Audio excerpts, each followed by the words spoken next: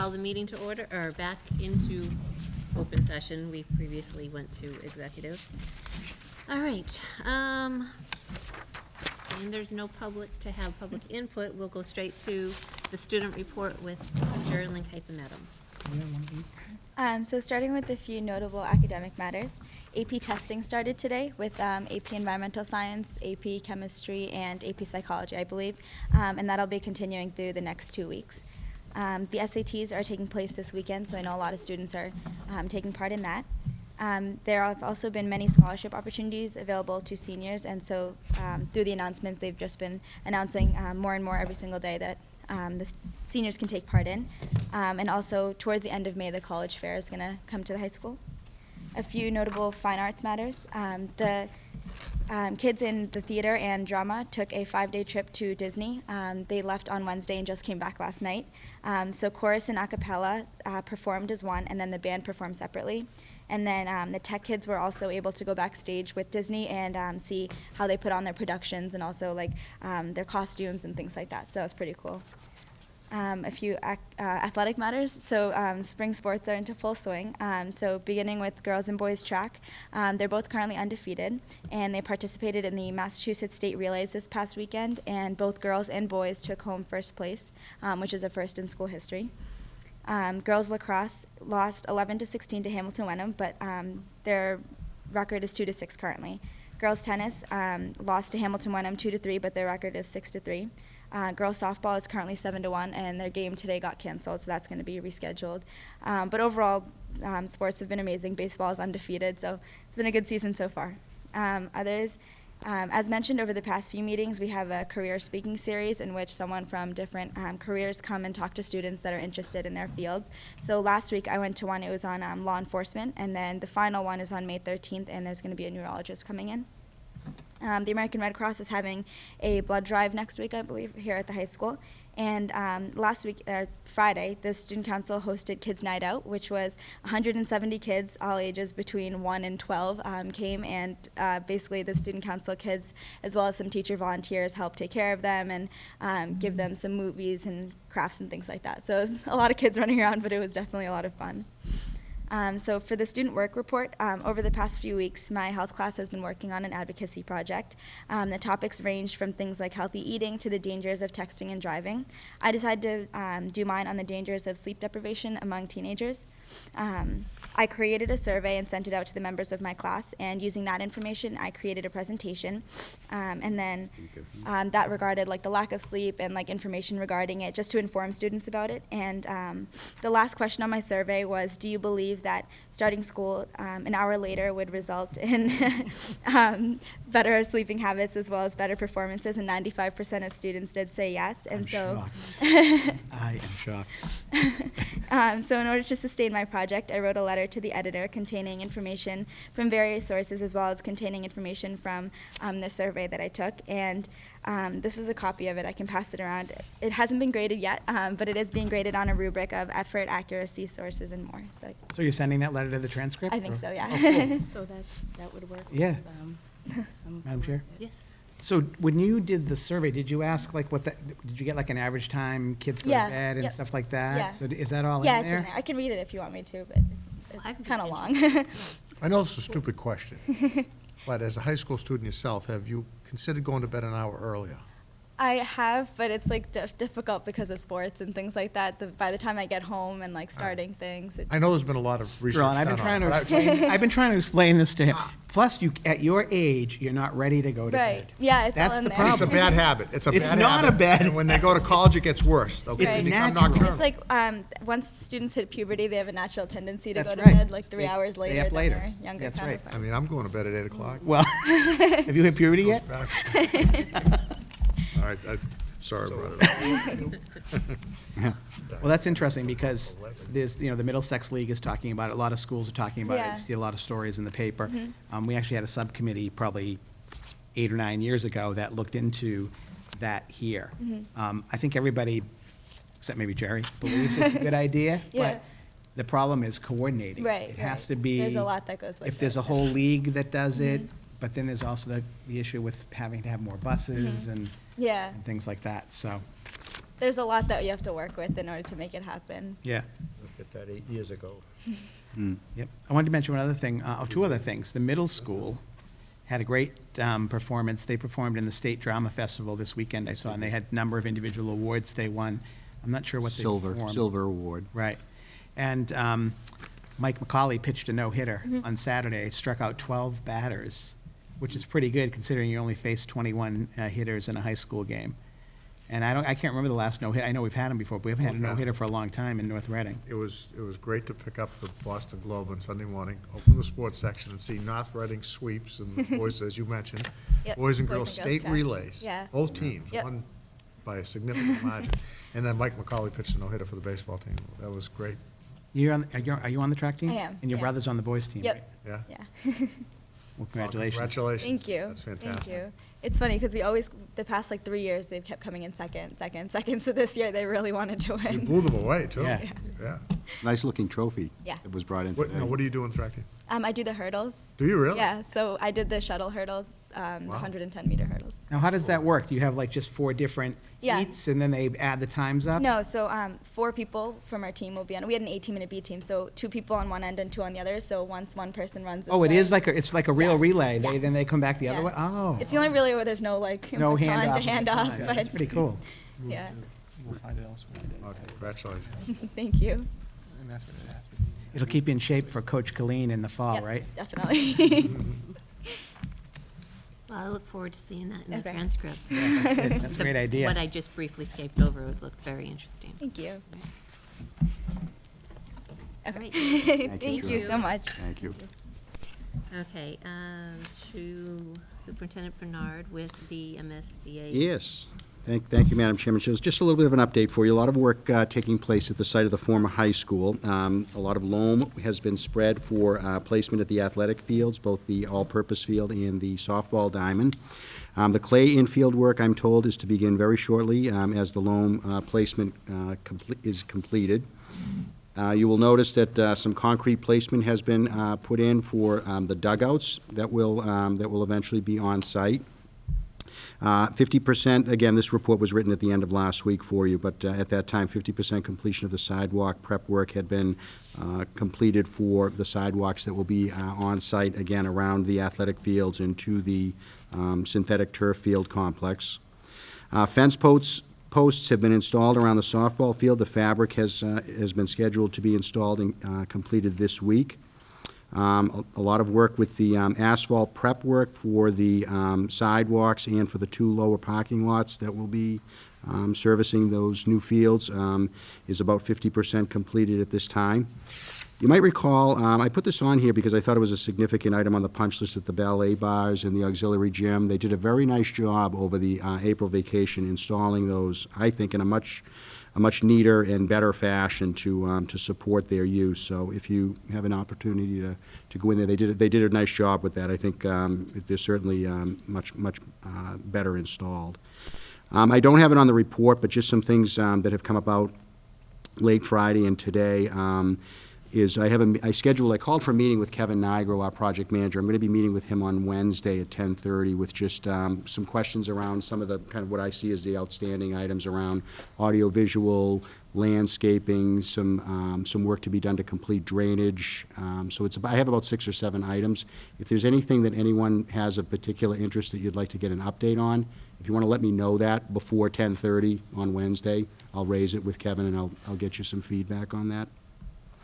And I think another item that has had some attention recently is about the audiovisual systems. So some folks were out over the April vacation. They've kind of conducted what I would call as a little bit of an audit. They're preparing a report that then is going to be shared with a Crestron representative, which is the manufacturer of the system.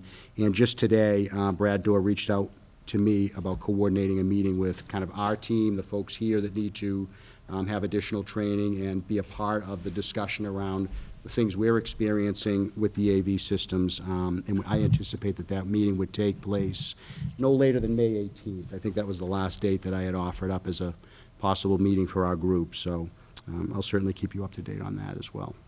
Madam Chair? Yes. One, it's just really frustrating how long this audiovisual stuff has gone on. I know that Yes, it is. It's, especially for the people involved. I just hope we can get it fixed. I do too. I will say that I do feel, as of late especially, people are becoming more responsive Yeah. to the needs. They've experienced some of the issues. We've been able to show them some things, and I think that has helped. They've been able to experience what we experience, but I do feel as though our concerns are not falling on deaf ears. In terms of the landscaping, I know it's only May 2nd, but I'm very disappointed that I see no wildflowers. I see nothing On the slope here? on the slope Yeah. here. I see nothing on the berm out back where they're supposed to be. I know they said the deer are eating them. I see nothing. So that, if that's, I'm sure that's something. Yeah, it's one of the items on about 6 or 7 that I have for my meeting with Kevin on Wednesday, so, I'll do my best to get as much information. I might even have information to share with you at next Monday's meeting. Then finally, I thought, since you talked about the fields, this is a good time to mention the fact that we have raised the money that we need for sodding and putting irrigation into, in the new all-purpose field and the softball field. We've raised, I think, as of this point, it's like $103,000, I think. Yeah. And the bidding process has not begun yet. We're waiting to get specs back. There's been a little bit of delay. I know Rita Mullen and Marty Tilton are pushing to get that done. I had some good conversation with Rita today. As soon as the specs are back, we'll bid that out. We have an athletic facilities meeting on Wednesday night where we'll be talking about where we are in the process. I'm hoping, it's first week of May, that by mid-June, we can start seeing some action over there in terms of the sod and the irrigation. It may be later than that, but the good news is we have the money, which was obviously the biggest challenge, was raising the money. Right. Really happy we're able to do that. Just to follow up on what Mel was saying about the landscaping, we have a meeting with the SSBC next Tuesday. Correct. And that's just one of the issues, is the front slope. There's a multitude of issues regarding landscaping. Just so the public knows, we haven't paid for the landscaping yet. I think we're withholding that pending approval or acceptance by us. So there's a lot to be done. They've made a lot of progress. They were out here last week. They cut the grass. I think they were fertilizing. But there's a lot of, there's a lot of bushes to be replaced, there's trees to be replaced, there's seeding still to be done. So there's quite a bit of work still remaining to be done before we sign off on the landscaping. And I think the plan was to have our landscape architect, Bill Brown. At that meeting, right. At that meeting next Right. week, at least if it isn't, if you could tell Kevin, I'd I will. appreciate it if he was there, because from what I understand from talking to our contractor and our project manager, the prime time for plantings is the middle of May. So I think that we need to make sure that this is moving forward, and we're gonna get a response from them as soon as possible. I'd say that what's going on down below at the fields, it looks pretty Oh, yeah. impressive. Mel and Yeah. I We walked it on. we walked it, the softball field looks Saturday. great. Yeah. And it looks great, It's a nice view from this room. yeah. Well, the all-purpose Down. field is huge. Yeah, it is And it's big. gonna give us, the all-purpose Yes. field's gonna afford us a lot more practice space Yeah. than we thought. It Yeah. really is. That's a big field. So, it's moving along. Great. Next to the fiscal budget, 2017. Sorry, excuse me, Mike Conley. Great. I do have a PowerPoint that use as kind of a guide to frame a discussion on the FY 2017 school budget. But in your packet this evening, that went out over the weekend, is a pretty detailed memorandum that Superintendent Bernard and myself sort of drafted based on some additional work that was done really on Friday, April 29th, following the budget workshop that was held on April 28th. So we certainly had a lively and productive discussion at the budget workshop on April 28th, and I think that led to Superintendent Bernard and I taking a closer look at the FY17 budget to see, what could be done to close the remaining budget gap, and it also led to some conversations we had with Michael Gilberto, the town administrator, and an identification of some additional funds.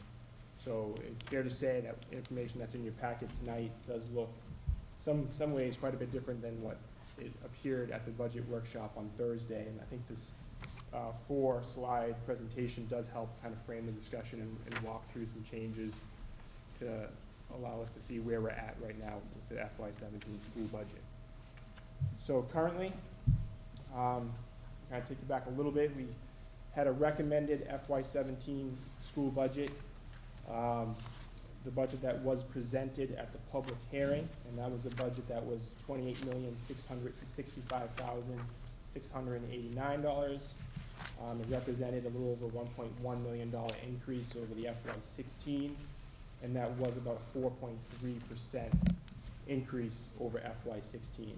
You may recall at the public hearing, we had discussed at the time that that budget gap was about $350,000 off what the available revenue was for the FY17 school budget. So that was a number we kind of worked from, and that was certainly the number we were approaching at the budget workshop. Since then, at the finance planning team on Wednesday, April 27th, we had identified an additional $150,000 of available revenues. And as I said on Friday, the most recent change that's new to everyone is an additional $80,000. So we had identified by working pretty hard with town administrators through the finance planning team about $230,000 of additional revenue. So where we stand today on May 2nd is an existing budget gap of about $119,547. The available revenue for a school budget is $28,546,142, and this would represent an increase of about 3.8%. So considerable work, through a lot of hard work by members of town officials, and the finance planning team has been done to help close this budget gap, and we're certainly very appreciative that we've been able to get this number down to $119,547. So in lieu of this new information, in lieu of the conversation that took place at the workshop on Thursday, April 28th, Superintendent Bernard and I and other central office administrators, Dr. Daly is here tonight, really took a close look at the FY17 school budget. We certainly heard a lot of the conversation and certainly the priorities of the school committee at the workshop last Thursday, and the desire to certainly move forward and fund 3 key positions that we had identified in NRPS 2021 to move the district forward and to meet the needs of students. So we certainly heard that desire, and we've certainly now taken a very close look at the status of fiscal 2017 budget, and certainly have worked hard to try to narrow that gap and certainly do our best to restore the positions that we had originally requested as part of our strategic plan, as well as the positions we felt were needed in the special education department to maintain local services and the continuation of some key programs. So what's before you tonight and represented on this slide was some of that work that was done by the central office administrative team, and then confirmed through the administrative council on, believe it or not, this morning at 9:30 we met and we reviewed this list, and this was the recommended list at this point to fully balance the fiscal 2017 budget. We certainly heard many of the concerns by the community and echoed by the school committee, and certainly I think, backed up by the administrators, not to move forward with the elimination with the student parking fee at the high school of $200. So, first and foremost, we have eliminated that fee from the budget. The proposal would do that. So what that means is we would add $45,000 to the budget. The circuit breaker additional offset, this is the program that we receive through special education out of placements, and we're eligible to receive a level of reimbursement through a state grant. We had forecasted, based on the governor's proposal, a reimbursement amount of about 70%. The House budget has added about $2 million to that amount, and we feel the additional revenue, should the House budget move through the process and be funded through the House Ways and Means Committee later this month or early June, that it would net close to $60,000, more like between maybe 40 and 45, and we've added a little bit of money to that amount based on what we feel will be available in that revenue as we prepare to close out the existing fiscal year. So we have added a $60,000 offset. There's an element of risk to that amount, which I'll get into a little bit later. We have looked at the high school academic teacher. This was one of 3 key NRPS positions we were trying to fund in FY17 budget. It was listed as a high priority, but it was the third of 3 positions. And this proposal would eliminate a 0.6 of a 1.0 full-time equivalent academic teacher, so it would allow us to fund close to half that at 0.4. The 0.6 reduction would leads to about $37,118. The next item is a foreign language teacher, a 0.7 teacher at the middle school. We have certainly consulted with Ms. O'Connell, Kathy O'Connell at the middle school principal, and we have looked at the foreign language program. What this reduction, 0.7 reduction would do is it would essentially would mean there would be no access to a foreign language until the students at the middle school enter the 8th grade. And we have certainly added a variety of other course offerings, mainly video production being one, where these students would opt into or kind of feed into through the course schedule, as opposed to having access to the foreign language program. That would lead to about $29,000 of savings. The next items, any item actually really below this, really can be referred to as discretionary reductions that we have identified. We've sort of line item identified these for you, as we feel these would be where these reductions would need to come. So we've really taken a very close look. I think it's fair to say, leaving no stone unturned, taking an element of risk to some of these, and looked at where we could reduce, making some assumptions, and find some additional savings in the existing budget. So a lot of these are related to system-wide or district-wide expenses. Human resource ad postage budget, we would reduce that by $3,000, meaning doing less postage, less outreach of human resource ads. We do a lot of, we're starting to use a lot of automated systems to do that anyway, so we would look to continue to do that. We've taken a hard look at the custodial overtime budget, and we've tried to come up with strategies, working with Wayne Hardacre and his team and his staff, to try to figure out where we could achieve some efficiencies and in the custodial overtime budget. So we've identified $5,000 of savings.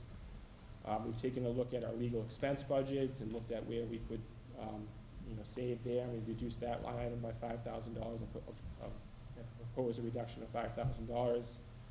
We've taken a look at our nurse substitute coverage budget. So we maintain a contractual line item for substitute coverage of our school nurses when we cannot find an in-house substitute. Sometimes it requires us to go and use an outside agency, which is expensive. I'm happy to report that this fiscal year we have not had to expend that line item to its fullest. We've done a very good job at increasing our internal substitute pool, which does certainly lead to some savings. So if that trend were to continue, we would be confident we could achieve the savings listed here of $3,000. The food service program has been a topic of the conversation each month at the monthly budget updates. I'm happy to report that program is continuing to perform very well. Financially, what was an offset of $55,000 in the general fund, we originally had reduced that offset down to $30,000. This would again reduce that offset even further down to $25,000. Again, there's an element of risk in a lot of these. This one I think is one of them. But I do feel that given how this program is performing, we are estimating that this fiscal year will lose less than $25,000. And we are planning to implement a full breakfast program. You'll hear about it a little bit later. At the secondary level next year, a reimbursable that would lead to federal and state reimbursable dollars. So we are confident that if the program continues on the current trend, we can achieve this level of savings. The next item is we looked at we do employ some of our staff to come in over the summer and continue to do work this summer to help get ready for the next school year. In some cases, close out some existing work for the existing school year. We looked at the contractual days, and this $13,000 would mean we would reduce the level of time that these staff would work in the summer. The last item here is a reduction of individual vocational transportation. Every year, we do budget a small amount for the potential of having to transport a student that may kind of maybe move in the district and opt to go to a vocational school in the area. State law, in some cases, does require that we pay for that transportation. This year, we fortunately have not had to do that. It's about a little over a $10,000 line item, so we've reduced that line item down, and hopefully that would be the case next year as well. But it's one of those things you just don't know. It's difficult to predict. So all in all, these items on this list would achieve a fully balanced budget. It does add up to $119,547. The total FTE amounts on this budget is about 1.3 of an FTE reduction. The high school position, I will note, the 0.6 reduction, that's a new position. That was a new request. And the 0.7 obviously was the existing foreign language program at the middle school. Some conclusions I just want to reference. I'll turn over to questions in a moment. I want to talk about conclusions and then talk a little bit about some of the risks with this budget. We do feel that this budget that would be revised budget minus these reductions I just spoke of, should it be adopted, does accomplish a few key things. First and foremost, it allows the district to meet its contractual obligations with employees and employee unions, so we certainly need to do that. This achieves that. It provides some key staffing to extend programming for students with special needs and social emotional needs. So one of the things that is continues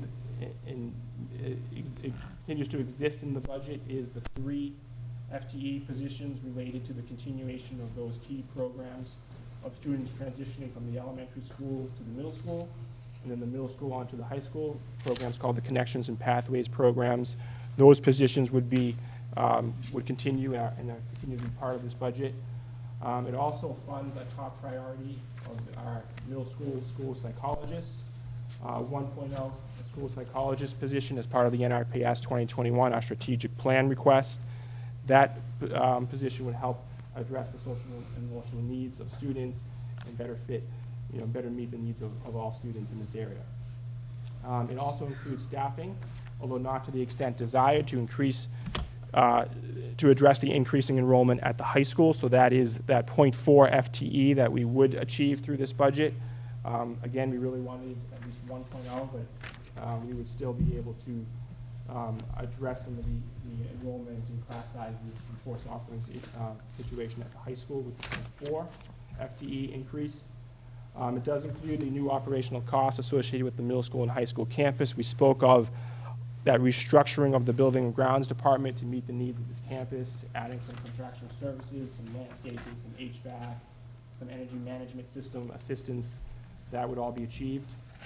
It does rely on an increase in user fees. So I'm happy to report there wouldn't be any new fees on the table anymore. No new student parking fee. That would be eliminated. But the increases discussed at the public hearing of the transportation, athletics, and extracurricular activities would need to exist to maintain the current level of services and to achieve this budget. It does include a level funding of operating budgets. We had hoped to achieve and restore these operating budgets back to fiscal 14 levels, when during the FY15 development process, we reduced these budgets between 6 and 10%, and this budget does not do that. It would level fund them for about the 10th consecutive year. We do feel the budget does allow the district to maintain local services. I know we talked a little bit about that foreign language program, but I can certainly let Superintendent Bernard and so forth maybe speak a little bit more in detail about that when we open it up to questions. But we do feel it does achieve a level of maintain level services and does achieve those key initiatives, although not to the full extent desired. It does achieve some top priority initiatives of our staffing requests to implement year 1 of what is the new strategic plan known as NRPS 2021. Again, that's the school psychologist at the middle school, the special education teacher at the high school to help in those co-taught inclusion class settings, and as well as a 0.4 academic teacher at the high school. So before I kind of turn it over to questions, there is an element of risk, really. All budgets have an element of risk and assumptions to them. But I think it was important, given the the status of this budget and everything we've kind of gone through for the last several months to just highlight a few of what's been discussed, publicly at the workshops and the finance planning teams is there's always that potential for additional outside placements. We sort of always have recognized that. The special education, budget, and this is one area that is certainly always volatile, and you can't always predict it, so there is that possibility. The new revenue may not meet projections. What I mean by that is the revenue that we're anticipating for athletics, extracurricular, and transportation. We can't always predict, what families may do as a result of some of the user fee increases. We think we were conservative enough to achieve the revenue that we have included in this budget, but again, there's an element of risk there. We always include an estimated teacher attrition savings, and there's always an element that estimated savings, may not be realized. So this is a result of teachers that do retire, teachers that do resign and go off for change of life events. There is an element of savings there that we try to predict from year to year, and there's always a chance that may not be realized to its fullest extent. The state budget may not fully fund the circuit breaker increase I just spoke of, so we're hoping that the House budget carries through the legislation process and we see a fully funded circuit breaker program at 75%. If that happens, I'd be confident that the 60,000 would be achieved or close to that, but there's always that chance that that could change as that continues to move through the process. Utility costs in this budget, or certainly in this building, remain variable, given that we certainly have limited experience with middle school, high school. We don't have a full year under our belts, and we were budgeting fiscal 17 without seeing a full year.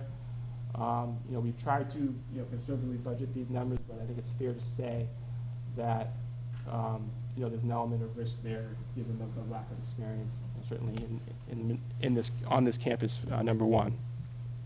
And then the food service program performance is always difficult to predict. We're happy with what we've seen, but there is a level of risk there as well, with reducing that offset to the level that we reduced it. So with that being said, I think at this point, I'll open it up to some questions and comments by the committee and turn it over to me. I have a question, a couple of them. Can you explain a little bit further what the summer reduced staff, the athletic tech and guidance? Yeah. What exactly is that, and what would not possibly be getting done by reducing those terms? Yeah, I can speak to that too. So I'd say historically, there are some staff that are not contracted to work over the summer that have come in for work to be done to prepare for the coming school year. Athletics, particularly the last couple of years with the moves from the middle school to the high school and such, there was a lot of work to be done for inventorying of equipment, just preparing for the fall sports season. So the athletic director has typically gotten a number of days. It's gone anywhere, I would say, from probably 4 to 10 over the years on the average of a summer. We would be looking to reduce that number for this coming year. There's a little bit less work to be done because we're in the new building and such. And the fall sports season starts in August. Correct. Fall sports season starts in mid-August. So you won't be right, with changing that? I mean, preparations. in terms No. of, we need to be taking the fees, so. No. The athletic No. director, secretary. It's always been a flexible schedule. We would Right. we would not be completely eliminating that. We would just be reducing the total number of days. So, Mr. That's the Johnson. reason why you need Right. people in Right. the summer, Right. because the season starts in August. Correct. The same with guidance. The guidance counselors have traditionally worked a day at the end of the school year and then 4 days to prepare for the incoming classes, 1 day for each grade, 9, 10, 11, and 12. And then the guidance department has taken on a special project each year that has been in the form of, say, the introduction of the Naviance, Family Connection, student registrations, just a lot of the other things that go on in the summer when typically there would be no one here if there weren't a guidance counselor that we staffed. So we'd be looking to reduce those days. Technology, same thing. Work to be done in the summer with the acquisition of new equipment, readying that new equipment so it's ready for opening of school. The number of days that we would compensate people would be reduced. And can you just talk, either one of you, a little bit more about the guidance counselor? It's not like it just popped up and we need it in but there's a little bit more of a background to it. Could you For just the expand on for the that? new position we're seeking, the middle school psychologist. How long have we been needing it? Middle How school long has it been on the psychology- radar? That- Sure. The middle school psychologist position, I would say, like the high school guidance counselor position that we were able to implement last year, has been on the radar for a number of years. I would venture to say probably 4. The need has been there. We've been trying, and I think we're at a point now where it's been part of the strategic plan, and we feel as though, when I say we, the middle school principal, the administrative team feels as though the services that we provide to students and the needs to provide those services is ever increasing, and that's why it has been our number one priority. That, as you all know, and I'll say for the community's benefit, in a priority order, that was the number one position, to get a middle school psychologist to add to the current 2 people that do that job to service over 600 students is seen as the highest priority. Social emotional learning, just, the number of issues to support children, to support families at the middle school level is great. It's significant, and we feel that that position is of the highest priority. Mike, on the first page, the special education prepayments, that $100,000. Yes. That's money that we prepay in this fiscal year for services we may end up needing in the next fiscal year. That's correct. No, we will. We will. We're prepaying tuitions. not- Yeah, we We're will. prepaying tuitions, Correct. but we're paying them out of this money Right. that we're saving in We do this that every year, fiscal right? Correct, so. We do. Are there any other anticipated savings from this fiscal year's budget that we would be able to either prepay or carry over to next year?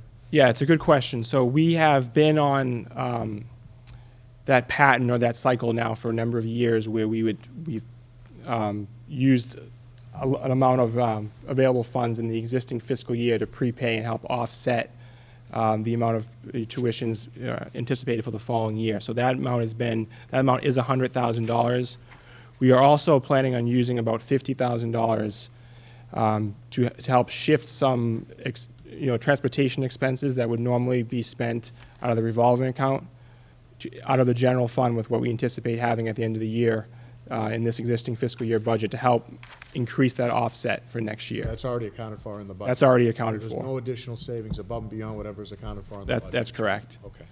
And then on the last item on page 2, the reduced individual vocational transportation, you had a reduction there of $4,429. Yep. What's the entire amount that's budgeted in that particular line? So it was 50, in existing fiscal year, it was $15,000. 15. And we fortunately have not had to expend that this year. We haven't had a case or a student prop up. The year before, we did spend about $12,000. The original budget proposal before this reduction had reduced that line item to $10,000. So it was 10,000? Yeah, so this would reduce it to about $5,500. So if we reduced it to 0, we could save $5,500. Correct. Okay. So that's if someone goes to, say, the Tech Correct. School Lexington. Yes. Or a school And that we're that's the not- case we had 2 years ago. But as of Yeah. now, there's nobody that's, There's not, Bad and it's, a situation last year, we started the year with no one, and, we had to move in, and we had some expenses prop up about mid-year. So it's one of those things, we kind of budget for it, or we've always had a little bit of money set aside for it, should a case prop up. when would we normally know? Would we know by the end of this fiscal year, or would we know in September or August? Or Yeah, we may not know. In some cases, we've known in advance, and we've budgeted for it, and Okay. we've been pretty close to being right on. And We did have a situation with a student that moved in. Yes. And moved to had been at a tech school, Right. living in another community. This just and happened, moved to yeah. North Reading, never came here, but just So went to continued the same enrollment place. at this, right. Right. Exactly. But that's fair So to that say, could- there is that's a about, there's variable. about a little over $5,000 Okay. remaining in that line. Because, I'm at a point now where if we're anticipating these types of special ed expenses in the next fiscal year, and they're not identified now, that we don't budget for them, and if they arise, then we go back to the finance committee or the June or October town meeting, and we say, hey, we have these unexpected. The problem is, we continuously try to absorb these unknown or unexpected expenses in special ed.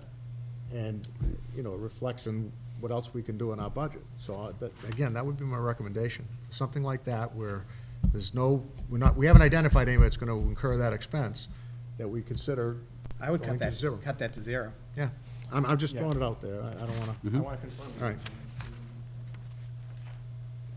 Okay. Madam Chair. Mike? You talked about the new revenue. I think it should be clear. We did work very closely with the town and successfully to get more revenues, but about 146,000 is from the increased circuit breaker and also is it 86 or 84? 86. 86 that we're Chapter counting 70. on from Chapter 70. Correct. That's also a risk that you Correct. you didn't mention. Yep. I mean, that's in the House budget. I'm hoping Brad Jones is pretty confident, but obviously we don't know what's going to happen till it That's goes correct. That was what, through the Senate. $50?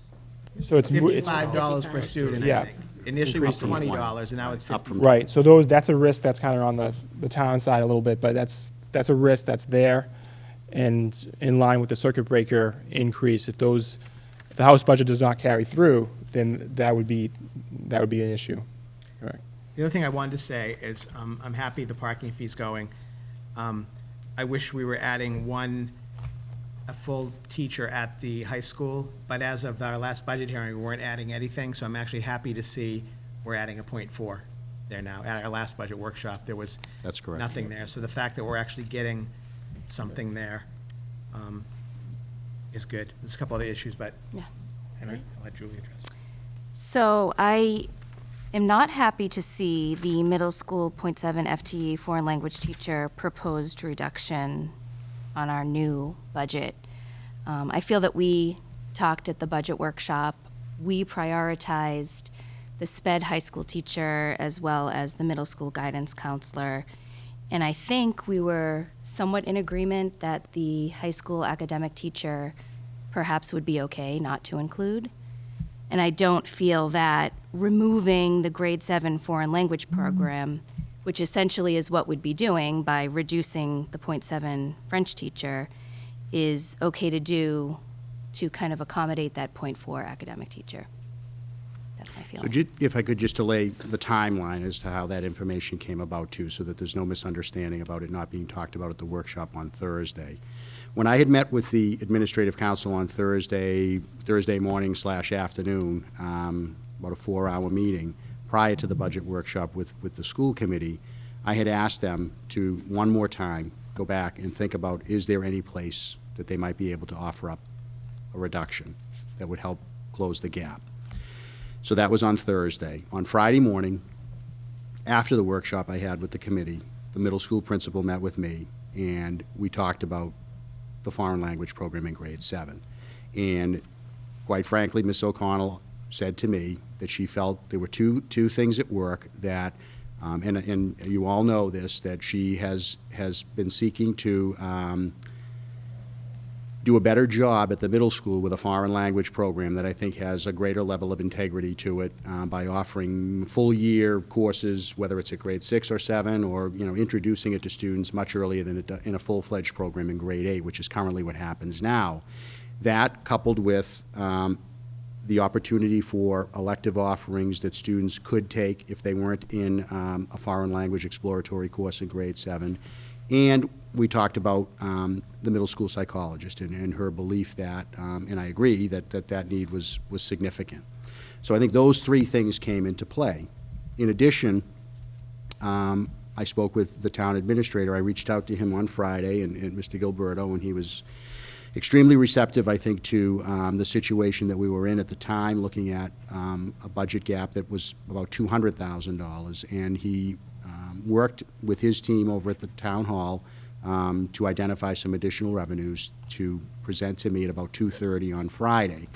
And so when that information came to me, it did throw a wrench, into where our thinking had been less than 24 hours earlier. I communicated that to all of you on Friday once I became aware of it, and framed my written presentation to you that I sent to you on Friday to include that. I think I certainly understand and respect what I would label as, I hope this comes out right, is on the surface it looks like we're eliminating foreign language at grade 7, and that's true. But it's never been a program, or at least it has not recently been a program that has been viewed as being one that is really much more than just a very cursory cultural experience for students who, and just for the benefit of anyone that doesn't know, the schedule now for the typical schedule for a grade 7 student who might not have some of the other courses in their schedule, such as specialized services or band, would be that they would have a semester's worth of exploratory foreign language split in two with a term or a marking period, a quarter of French and a quarter of Spanish, every other day for about 50 minutes a block.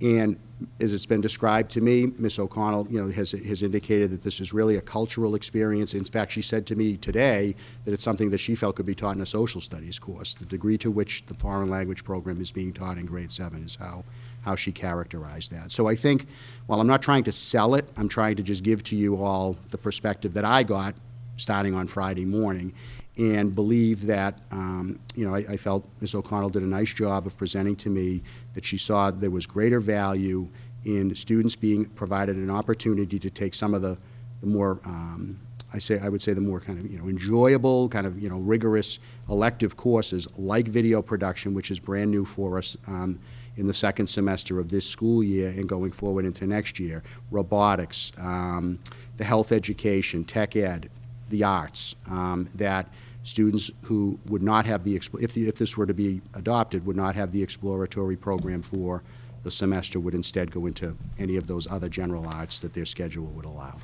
So that, I just wanted to kind of lay out for you the timeline and the thinking behind And I it. don't know if you mentioned, John, when we talked to Mike Gilberto on Friday, it was $80,000. It was, I don't think I mentioned the number. It was, right, it was $80,000. $80,000. Correct. Kind of changed a little bit the circumstances from the meeting on Thursday night, so. So Madam Chair, just. And I would also just add, if I could, that I think there was a concern that we are presenting to you.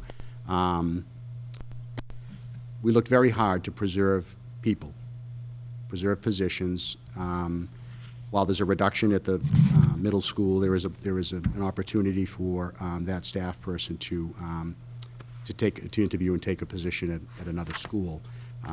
So that was, I think, very important as part of the conversation that I had with the town administrator on Friday. And I do want to just publicly acknowledge, if I could quickly, that I very much appreciate the work that the finance planning team, that the school committee, members of the Board of Selectmen have given, and especially the town administrator. He was extremely receptive to me on Friday. I think he took the time to attend our budget workshop, your budget workshop on Thursday, which was about a 3-hour meeting, and I think he processed that information overnight on Thursday. And when I did reach out to him on Friday, I think it was a much, I'll say, easier conversation, because he was informed from the workshop that we had on Thursday. So I just think it's important to acknowledge that. So I think it's clear that, this did just come up at the last minute. You're not trying to slip It did. something by. I mean, It did.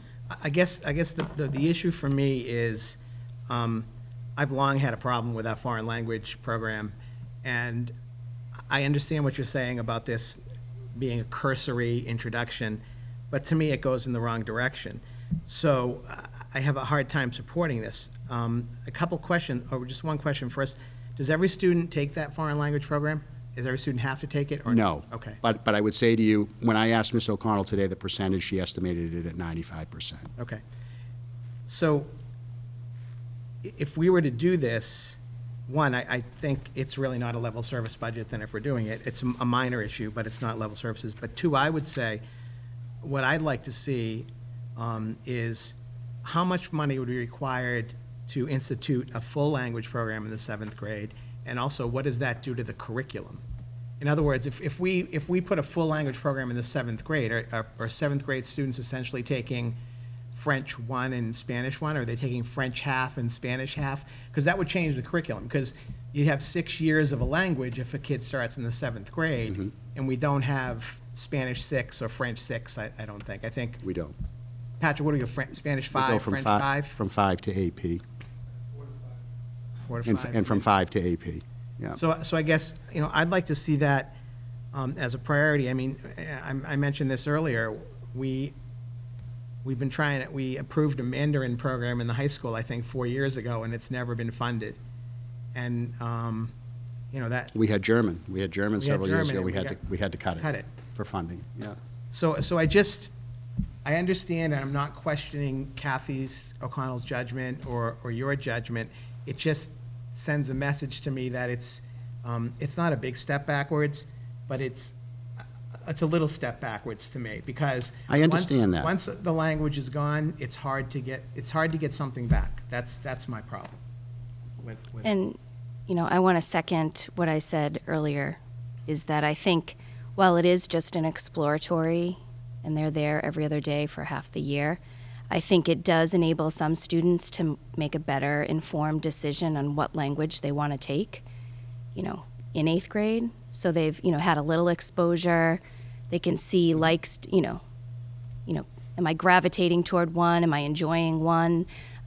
Even if we're looking at, you know, the countries of the world that those languages represent, you know, where do they want to further their learning? And I think that exploratory, you know, will give them that basis, I feel.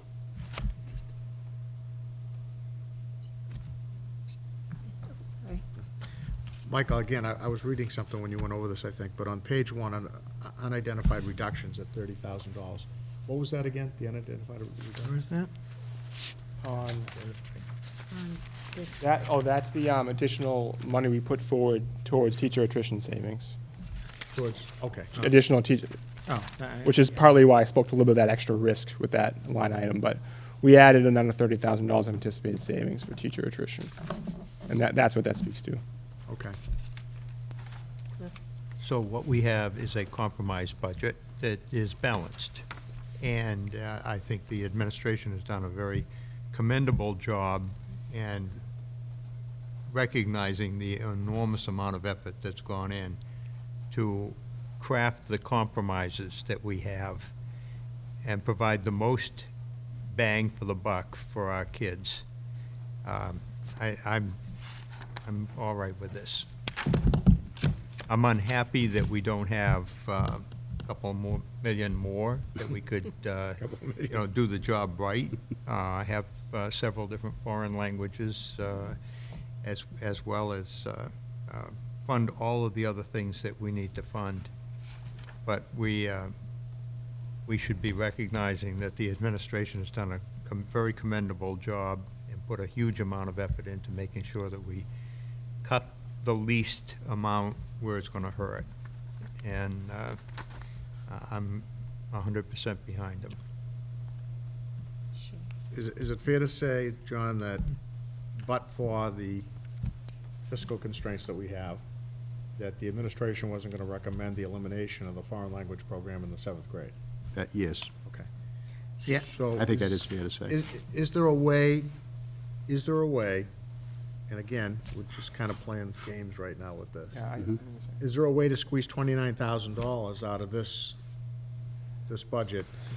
Starting with the $5,500 that we save if we Right. don't fund. Well, I can give you a scenario. Do you want me to? I've got a scenario, but yours is probably better than mine. Okay. Yeah, we have two. But budgets. just Do as you want me a, to go Yeah, over it? I think we'd be going into expense budgets Yeah. at the school You know, and at the district. I was looking again, something like, for instance, and this would require us to pay further attention to this and do something, but just the increase in the facility rental offset, that maybe we relook at Yep. facility So rentals, we, increase that. yeah, so we went through a couple iterations of a list. Yeah. Everything on- that's on here. On Friday, and a couple items that we discussed and, came off the list because of, again, the element of risk and just in looking at the, everything that's involved. Certainly, if we reduce the vocational school transportation line item, because we don't know of any students right now, and we're kind of following that trend, that would be about $5,000. Yeah. One item that we have discussed and that was eliminated a couple years ago, I think a year ago, I fought hard to get that item restored, was a $15,000 line item for extraordinary maintenance in the Building and Grounds Department budget. Again, that's things we, don't know of right now, but do come up, unforeseen things come up, and that allows us to mitigate that cost. But you don't have to eliminate the whole 15, you could maybe eliminate 5. Correct. Yep, so if we backed off on that Those 10. line item, let's say we did 5, that's 10,000. What if we decreased the legal expense budget by another 2,000? So we could go through and do What is the total legal expense budget? 45,000, right, well, right now it would be 40. 40. We have, Well, that's pretty small. It's small, Yeah, it's a small budget, it's Yeah. minuscule. and we work hard to, certainly work within that number. We have not exceeded it, and But again, I'm at a point now where if we incur expenses above and beyond, in particular, special ed expenses, either for, outplacements. Outside placement. Outside placements, new kids moving into town, transportation, whatever. We should not necessarily absorb that in our budget. Right. I think we go should look for back more money. to town meeting, or we go back to the finance committee, to the reserve fund, or whatever's necessary to get that money. Because I we- feel we're cutting academic programs, I I, feel now. certainly, that argument can be made. I mean, I rely on the administrators when they say that that program is a program that's, you know, not necessarily one that's got a lot of value to it, but again, it is a cut program, and it wasn't anticipated to be cut. That's right. Before the budget, so. Yeah, and I certainly would not be supporting a or joining the middle school principal in a recommendation to eliminate that if I thought, if we were saying, we're gonna bring back study periods, or we didn't have. They're gonna go the to value other of- Right, they're gonna go to what I believe are, you know, Look, I think it's a greater the experience fact that we have educationally. 29,000 budgeted for our entire seventh grade foreign language program speaks for itself. I mean, that we Right. only have $29,000, Yeah. so. But again, I think if we could squeeze it out of here without really, some of it would just make, I was just looking at even just playing games here with the food service reduction and playing games with the, you know, some of these other things for $1,000, $2,000. I mean, We've already squeezed all. I think we've that out. squeezed a lot. Block of steel, you That's can the And get you're out of right, that. Jeff, we don't have to manage it, these guys have to Yeah, manage the we've- budget, you know, that's the problem. we've certainly, with what we've added to facility rental, reducing the food service, Yeah. you know, we're certainly increasing that element of Take risk. the risk. That- We do have two members here that feel strong, at least two members that feel strongly about the, My issue is that, again, it's a small step backwards. What I would like to see and hear, we can't commit to restoring it next year and having a fuller program. I'd like to get, I don't know if it requires a study in terms of the curriculum and in terms of what it would cost to implement a full language program at the seventh grade. How many teachers would we need? All that kind of stuff, and what impact it would have all along the line. Because I just think that once we start, you know, at some point we might say, you know, we could probably do a half year at the eighth grade, because they're really not getting, you know. I know that it's different, but it's a creeping thing that when you always No, look, I when you look for understand it. something to cut, that's do. one of the things that we always seem to, you know, cut. We Yeah. cut German. We never put the Mandarin in. And it pains me to see we only have two languages at our high school. we got English. Well, English, three languages, that's true, and algebraic. I believe me, I fully understand the feeling. I share it. But we did the best we could to balance. But there are, you know, if the wish of the committee is not to go forward with that part of the recommendation and for us to It's not like look, it's only two of us, so I don't think it's the wish of the and committee. look, hard, you know, we'll do that. We'll make it happen. What I would like to see, though, is can you come back with some sort of, give us an idea of what it would cost, even if it's not a full program, to go beyond. Sure. Oh, of Like, course maybe the kids take a half year in Spanish and a Well, half year. I in even French. thought of like offer it as a full year academic elective. Well, I think that's the seventh grade That would be level. the ultimate design. Yeah. Right. Is to have it That's what I would like. probably in grade 6 and 7, Yeah. Right. grade 8. yeah. Because I know in some Used to it. districts, sixth and seventh grade, foreign language is a requirement. Full year, I- that academically. we could do that. We could put, Right. I could put together that with. Now, see, that would, Arnold. that would probably have to be an amendment to NRPS 2021, right? Because that would fall more in there. into. It's in there. Oh, is it in See, there? this is a desire, and I really don't think, quite honestly, I don't think that this recommendation compromises that desire. I think the program has existed in the fashion that it has existed because we haven't been able to afford something to make it what it How long has really it been should like- be. How long has it been like this? Year- Wasn't it different didn't we have, It was different, it changed. I just don't know. A few times over the past few years to the current state where the way is more cultural based, but again, just to echo what was said, that we still have a vision of expanding foreign language. We're gonna have to think outside the box a little bit about how to do that. A lot of research shows that starting in seventh grade doesn't make any difference versus starting in ninth grade. But starting in sixth grade, starting in kindergarten, that does make a big difference. Right. So we're gonna try to do some creative ways to Yeah, try to. it should be an achieve elementary that. program. In some ways, it's might be one step back to go two steps forward, because the current, you know, and again, this isn't something we brought forward, it was only when we were pressed of what can we possibly cut, this came forward. Principal O'Connell, you know, this was not something that she came up with until we did have to go back and press. Well, So we do think it could move forward in the big picture, even though it might go backwards 4 years. I mean, we have $10,000 that we have identified for the immediate problem, preserving the current program, right? We need 29, though. We need 29, so we have 10,000. I think there's places to nitpick here, but one of the things we could do is if we want to vote on the budget tonight, we want to balance the budget, and we want to leave the opportunity to preserve that program, we could do some type of an unassigned reduction, leave it up to the administration to balance that out with the $29,000. Now, it's not going to be easy, but, again, I come back to the same thing. If we find ourselves, you know, incurring expenses above and beyond Yeah. our budget number I think I for special ed, then we need to, with the selectmen and the. Yeah. I mean, we could do that, and I think the areas, if there's, the committee wants some idea of where we'd have to look, would be the transportation, vocational I transportation. mean, I don't want to see any more custodial services, The- maintenance. No, I budgets, think or the one- anything like that cut. The Well, one the- thing we the would, it extraordinary- would not be positions. It would be all expenses. It would It would be be- in expense budgets, right? The extraordinary maintenance line, the facility rental account, you know, we, at one point, we were talking about another I 5,000. I feel like I need to And the say- expense budgets would have to go to some level there, I think. we need to acknowledge that it's very tight.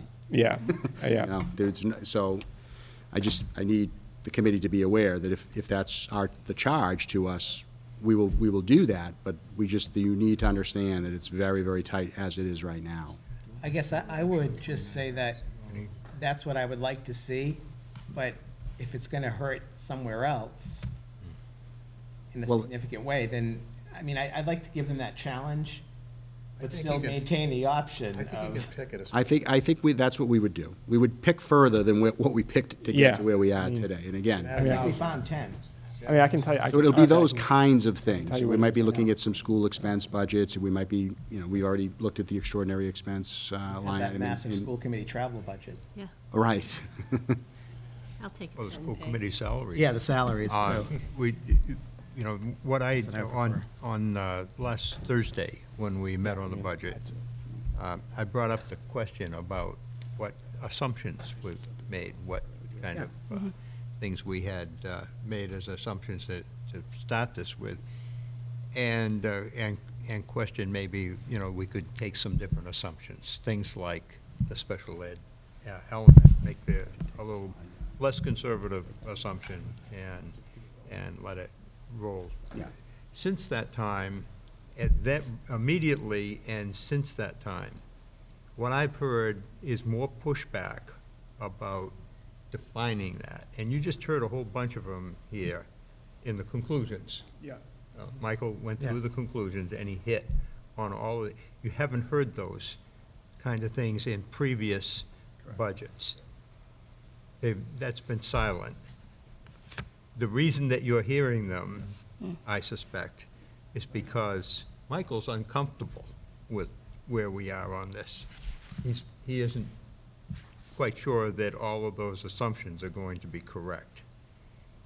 And when he starts getting uncomfortable about that, that means we may run out of money, not before October, but after October. That wouldn't be so nice. And I just think that we're pushing the envelope too far. I think we're pushing it too, Cliff, but I think maybe it's time to push it a little bit and, assert, the situation where we have an October town meeting, we have a June town meeting, we have a reserve fund that potentially we could draw on.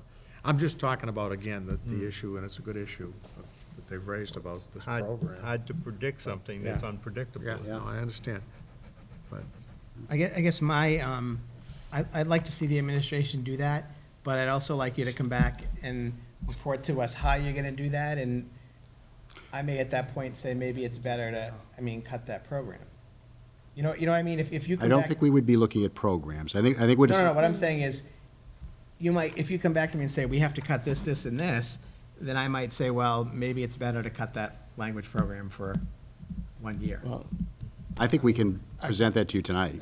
yeah, Okay. I can do that. I can do it. I mean, I think because we've already looked at other options, and because of, I think, some of the points that Mr. Bowers just made, They're good points. they're good points. Yeah. But I think the areas we would have to be looking at is completely eliminating the vocational transportation line, and that nets about $5,000. I think we'd have to revisit that extraordinary maintenance line again to help us mitigate the unforeseen costs. It's 15, whether we take all 15 or take I'd say 10. take If we take 5 out of it. 10,000, we would look at adding about $5,000 to the facility rental offset. So if, now I'm up to 20. If we did go 10,000 in an extraordinary maintenance line, I mean, quite honestly, I don't know what 5 or 10,000 is going to do if there's that unforeseen repair. We would help us a little bit, but it may not cover all of it.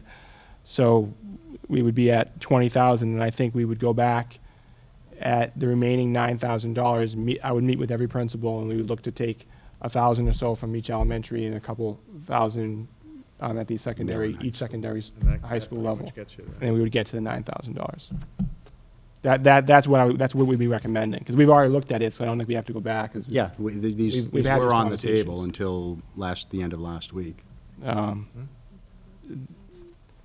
That's the list that I think you'd be looking at, whether we Yeah. did it tonight or next week.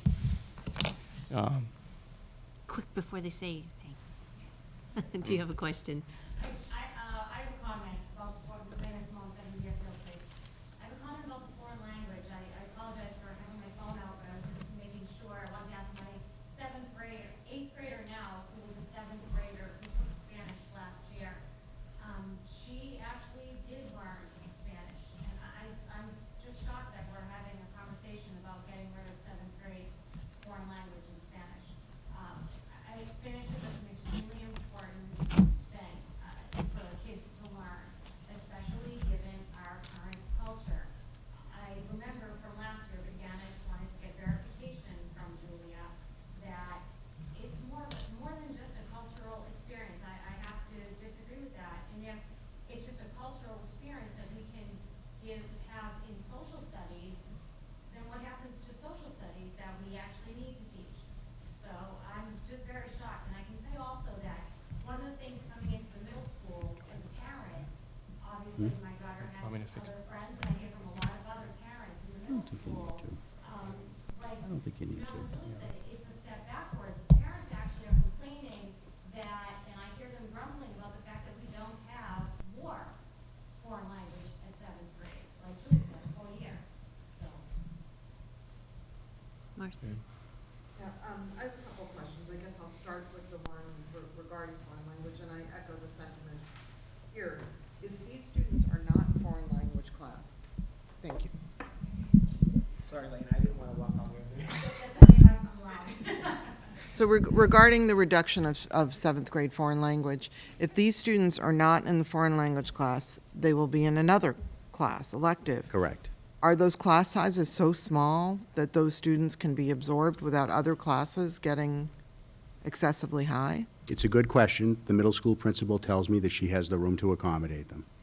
That surprises me, that there's That's, a whole cohort of students that can be shifted to another elective and not have class well, sizes. they would be spread among a number of them. Yeah, but still, that's a That's, whole and cohort. to Mrs. Simone's point too, I mean,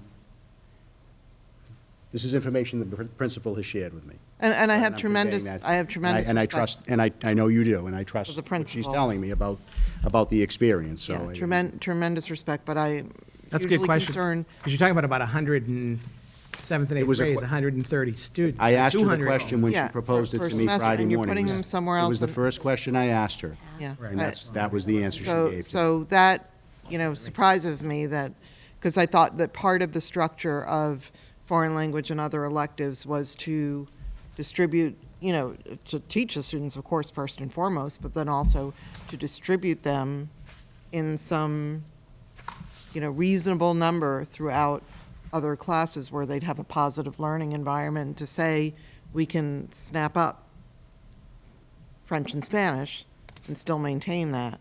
That's what the middle school principal told me. Okay, well, that's surprising, and, just, so that was a question I have. And one more question and then a comment, if you'll indulge that. The high school, the reduction in high school guidance for this summer, that concerns me too, and I'm wondering, I know there's, last summer there was a Common App boot camp done, Mm-hmm. which was met with very positive response, and I understand there are plans to do it this summer. I assume it doesn't affect that because there's a charge. It didn't affect it last year, and it wouldn't affect, There's what a- we're talking about here would not affect it Okay. in the future. But in general, again, with the population of the high school going up, with adding another guidance counselor, and to take away guidance hours during the summer when students are working on their schedules, when they're starting to need recommendations. Many schools require recommendations from guidance counselors.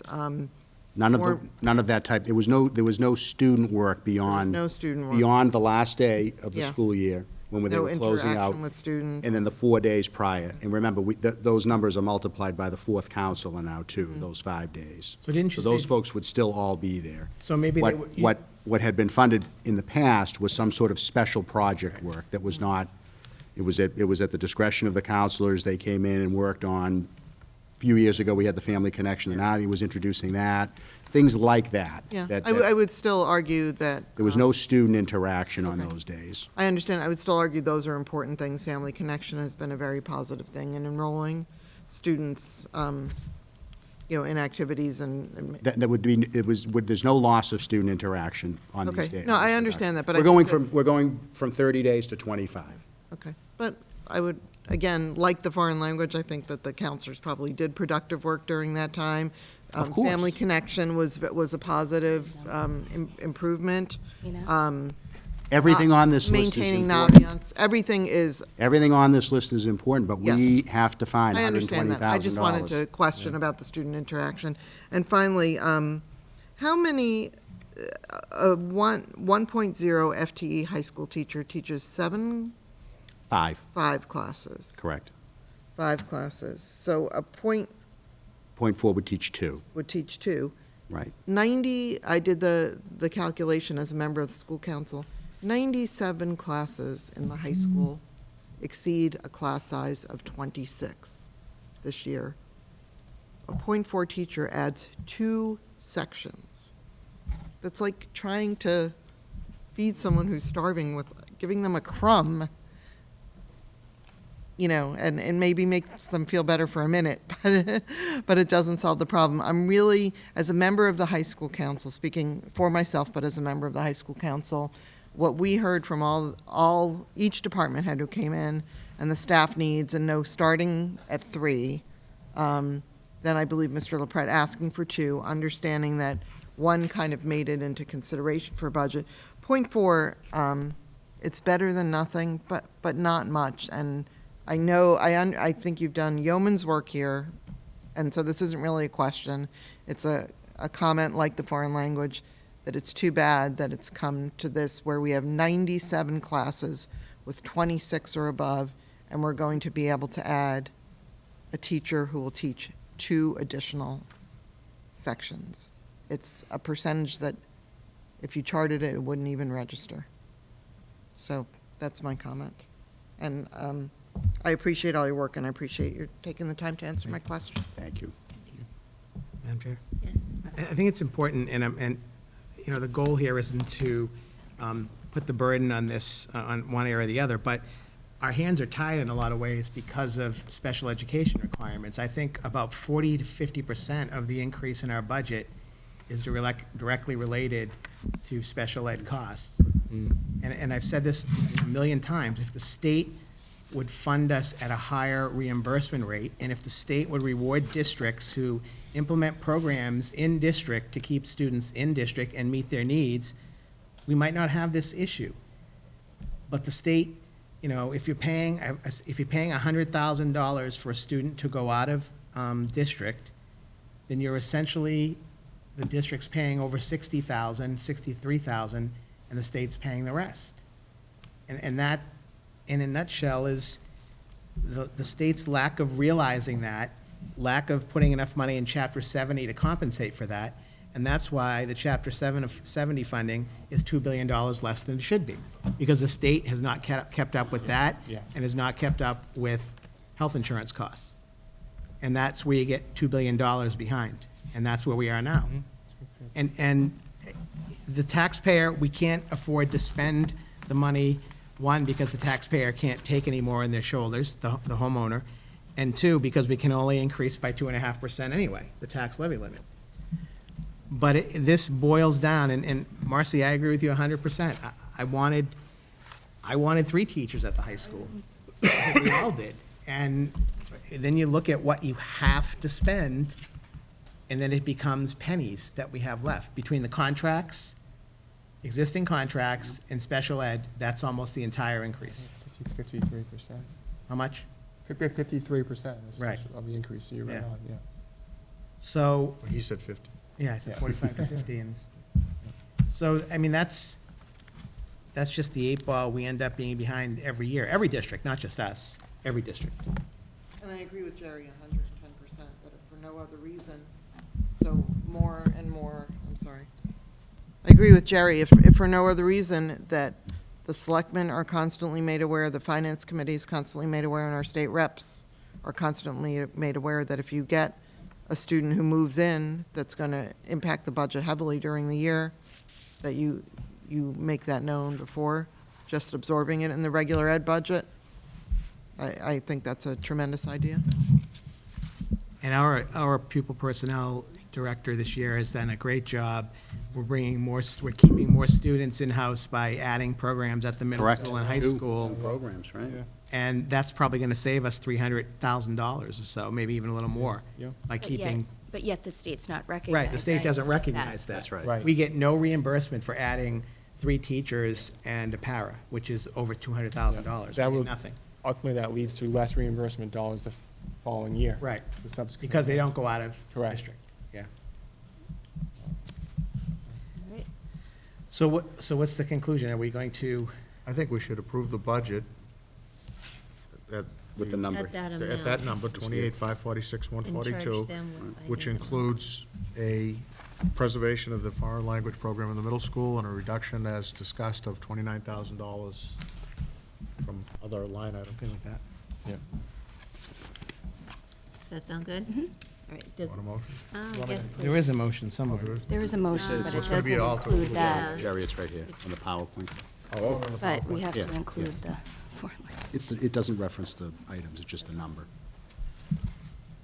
The dollar, obviously the dollar. do we feel we need to include that other language in there, or is it understood that we're balanced? I think the administration understands Yeah, it based okay. on the We just discussion. wrote- And we'll have a presentation for you next Monday on what the details are? Okay. Yes, thank you. Okay, Madam Chair, I move that the school committee approve and hereby adopt the final FY17 school operating budget of $28,546,142. This represents an increase of 3.8% of $1,051,060 over the FY16 appropriation of $27,495,074. Second. All in favor? Aye. Motion carries 5-0. Thanks, Michael. Thank Thanks, you. John. Thanks for all the work. Thank you. Good job. No, thank you. I Thank you for your appreciate the support. feedback, really. Right. We know it's not easy. Tough job. Thank you. I thought it was easy. Next, Dr. Daly, do you want to come up, or for the math I think curriculum? we're just looking for, Yeah. A vote, Yeah, we're right? just looking right, the for vote. some I gave you a vote. motion in the You back of the wanna talk packet. about it I don't if think you there's no want. presentation. But certainly Patrick's here if you have questions. Okay. The curriculum adoption. It's at the very back of your packet, right here. It's at the very back of the special packet. So do we have to, this is a second reading for approval, right? Last page. Yes. So, So this reflects the presentation that Patrick had made to you at Right. the last meeting.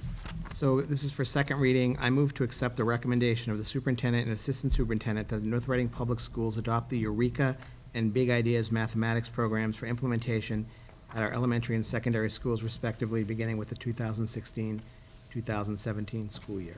Second. Is there any questions or discussion? Seeing none, all in favor? Aye. Motion carries 5-0. Thank you. Julie and Mel, would you like to take the? Sure. We're great. Yes? That was our evaluation. Now we can move to the next Okay, item. cool.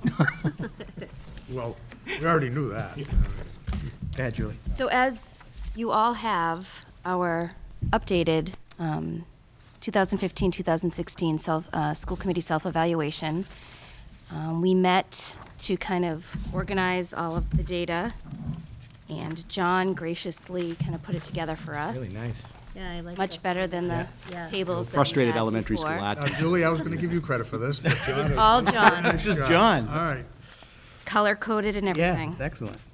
So a couple of things that we wanted to highlight was where we kind of, I don't want to say fell short, but fell in the area of needs improvement. So if you could take a look under leadership and governance, number 4 specifically, engages in professional development among school committee members. And the overall rating was a 2.2 based on a 4-point scale. So I don't know if anyone wanted to share any individual comments pertaining to that indicator? I did actually want to mention one other thing, though, and Jen, I think we talked about this before, but the scale that we're grading by is new. We've changed that scale, so there's no comparative information from previous years, because the previous scale didn't really match up. I think it said, not doing it, thinking about doing it, doing Under it. consideration. Doing it well. Yeah, I Not like doing those. it. That. And, you know, exemplary is probably a higher grade than doing it well, so there probably weren't as many 4s this time around, et cetera. I will comment on that specific item. I think I might have ranked that a 3 this year, because I think we have done some work. In the past, I've always given it a 2. I know, Julie, I think you were working on a, you know, kind of a professional development or an introduction kit for new school committee members. I don't know where that stands, It's but I done. think we have done some work there, so that's why I rated it a 3, but I think, and I wonder what other committees do when, I wonder if other committees do anything different because like a new member is basically just like thrown in to the fray, and there's very little. Well, now we have our program, and I think that, welcome packet, if you will, is It's a start. a Right. huge step in the right direction for that. Right. Does this include talking about school business at the Hushu?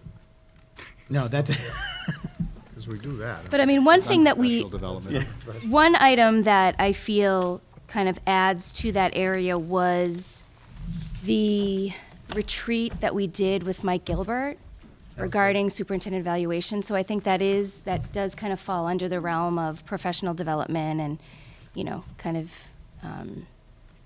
improving, some of the ways that we conduct business. The information packet for new coming people, I found what Superintendent Willis had given me. Okay. So and it was just like a 2-page thing of this is what you should probably be aware of, the Okay. documents and things that you need, and these are the people that you should talk to, so. So I'll write perhaps if myself we can get that to Yep. John and see if there's anything, to that, right. she was saying that she found her kind of welcome letter from Superintendent Willis, and she'll get that to you to kind of see if there's anything extra that we might want to add to that. because I think what it be, the idea of, I don't want to set, I have a commitment to once a quarter, we have Mike Gilbert in, but he's always available.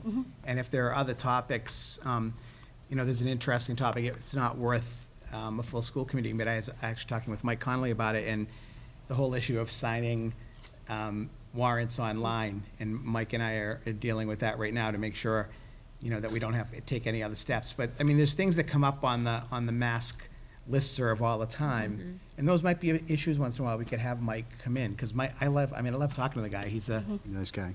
he's a wealth of information, and, it's great just having him in for an hour or two to bounce questions off him. Just because I offered a perfect solution to everyone on the listserv, describing our system. Right, exactly. And then getting back from Mike Gilbert, oh. We better check this. you ought to Oh, check right. that. Yeah. Where I'm anxious to be able to retort to that. Yes. And see, that's new, because Stuff when it, in I other words. first came on, they used to have to go in and sign. Right, we had to go in and So sign. it's only Well, and that was the been problem, 3 because in the years. summer, you'd only have 2 people around. Yeah. Right. Right. So Or it's- one person. And it appears that other districts Don't do that. are not at the electronic level. I think there might be 1 or 2, but it's very few. So, that's why we're kind of looking into Right. Now, was it Mike that you brought it in, or was that initiated? No, It was it right Before. before I got here. Before About a year ago, and I will say, I think every district's looking to do that. That's kind of the thing that, I get several calls from business managers asking me what we use, how we did that, and so it's, And for a long time, it wasn't Makes necessarily sense. effective either. I got many a call. What, the online? Yeah, to come up and sign there. Oh, for a yeah, while, for the but first now 6 it- months or yeah. so. But now it's working. Yeah. We just wanna.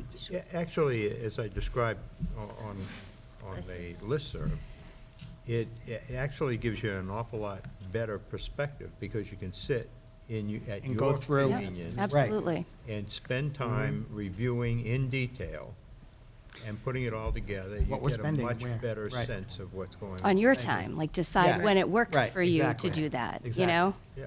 Instead of when town hall is open. Right. You know, we can kind of take that time.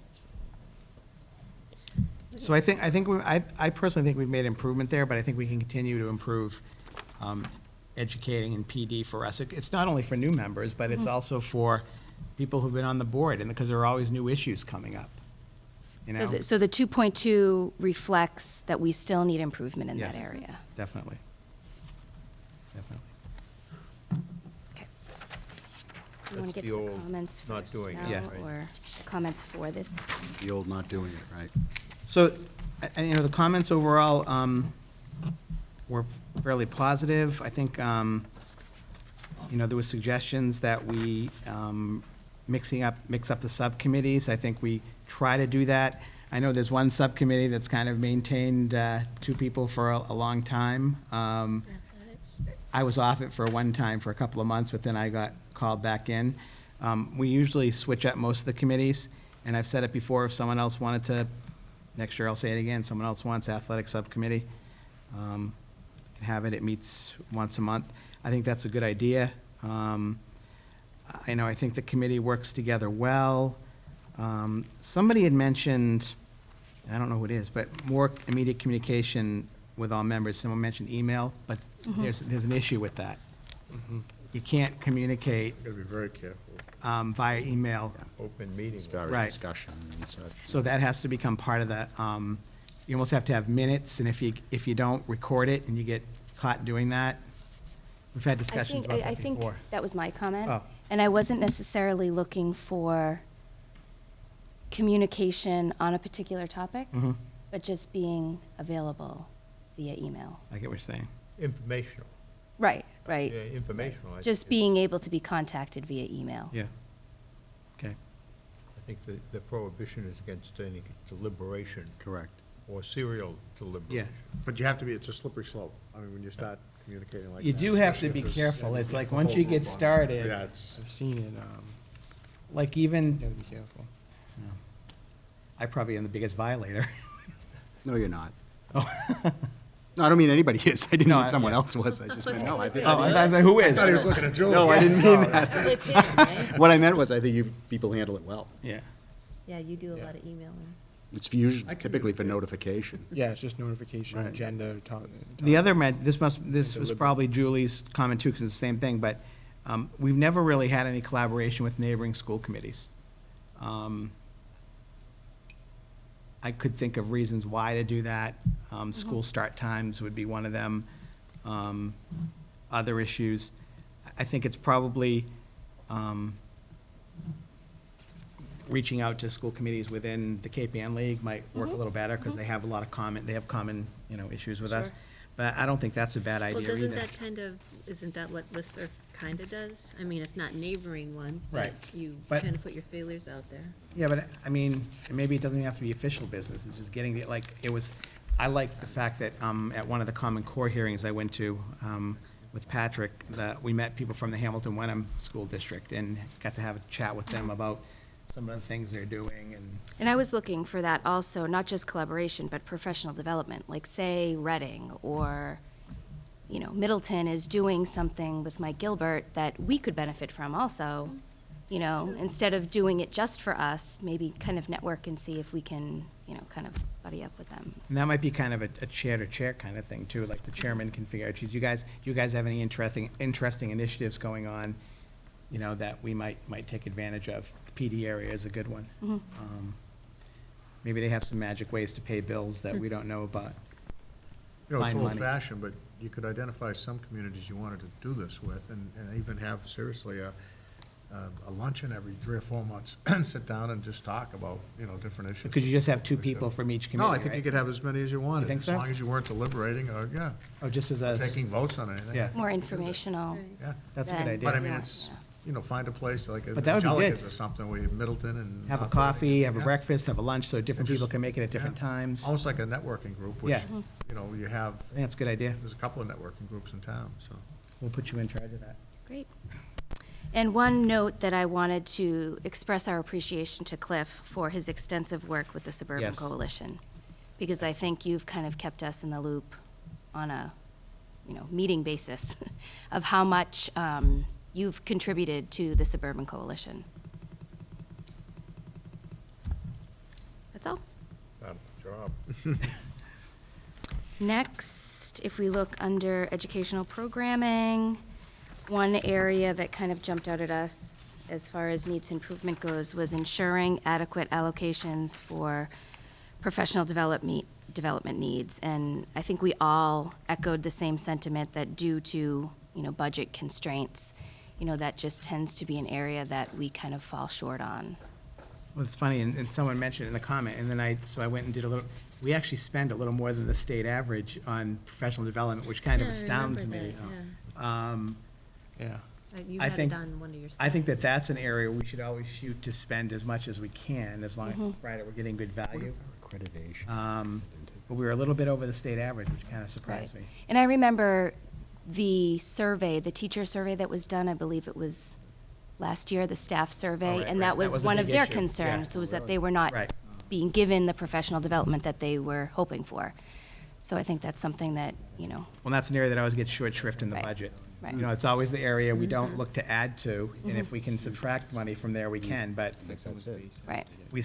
that's been level funded for a while, I think. If we're high in that, just think how bad those other districts are. Oh, I know. That's- We're not high, but we're above state average, which really shocked me. That's what I mean. Very small amount above state average. It's one of the only areas where we're actually above state average. But I think, again, this area, the comments, we don't micromanage superintendent or administrators or interfere with day-to-day operations. If you just look at the story that was in the Globe North section this week about Marblehead and Swampscott, and you see districts where they can't keep principals, they can't keep superintendents, and you had Swampscott, half the people resigned, or was it Marblehead, half the people resigned from the school committee because they were fighting with the superintendent quit, and then, so fortunately, we don't have that kind of, Once a month, you look in that section, and there's a school department in this area that's either the school committee members are resigning or calling out the other members, or there's a principal leaving, or there's a superintendent, they're playing musical chairs. I mean, it happens in a lot of districts, it really does, so. And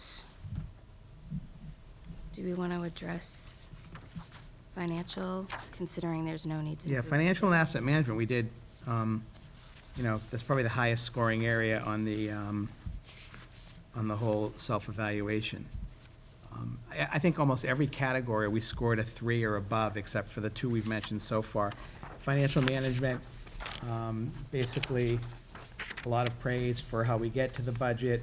A lot of discussion about the multiple year budget, which is, a lot of us find difficult to do since we can't meet the budget needs we need on a year-to-year basis. I mean, you can project out what the salaries are gonna be. Right. Basically, but you can't, again, you can't predict special ed, you can predict enrollment, but you can't predict it 100%. So, I see it's very hard to do a 3-year budget, I think. What's easy is you got about 85% is salary, so you kinda can look at Right. that, but it's that other 15% that's the variable. And, there's a lot of talk about the budget challenges, and unavailable funds almost every year to, implement all the strategic plan recommendations. Our administrators and business managers serve as important collaborators when creating and balancing budgets. Strong relationships with other town groups, boards are an important responsibility of members. Our members advocate for the school system on a regular basis, and I think that's the finance planning team. But in general, we all have fairly decent working relationships with the town, especially those of us who've been on the board for a really long time. And, Julie's starting to build those now. So, and as we rotate through the chair and the vice chair, et cetera, you get more people on the The finance planning subcommittees, yeah. team and other subcommittees. So I think that in that financial and asset management area, we're doing great, except for the fact that we need more money. Yeah. We're managing well the money that we have, I guess, is the best way to put it.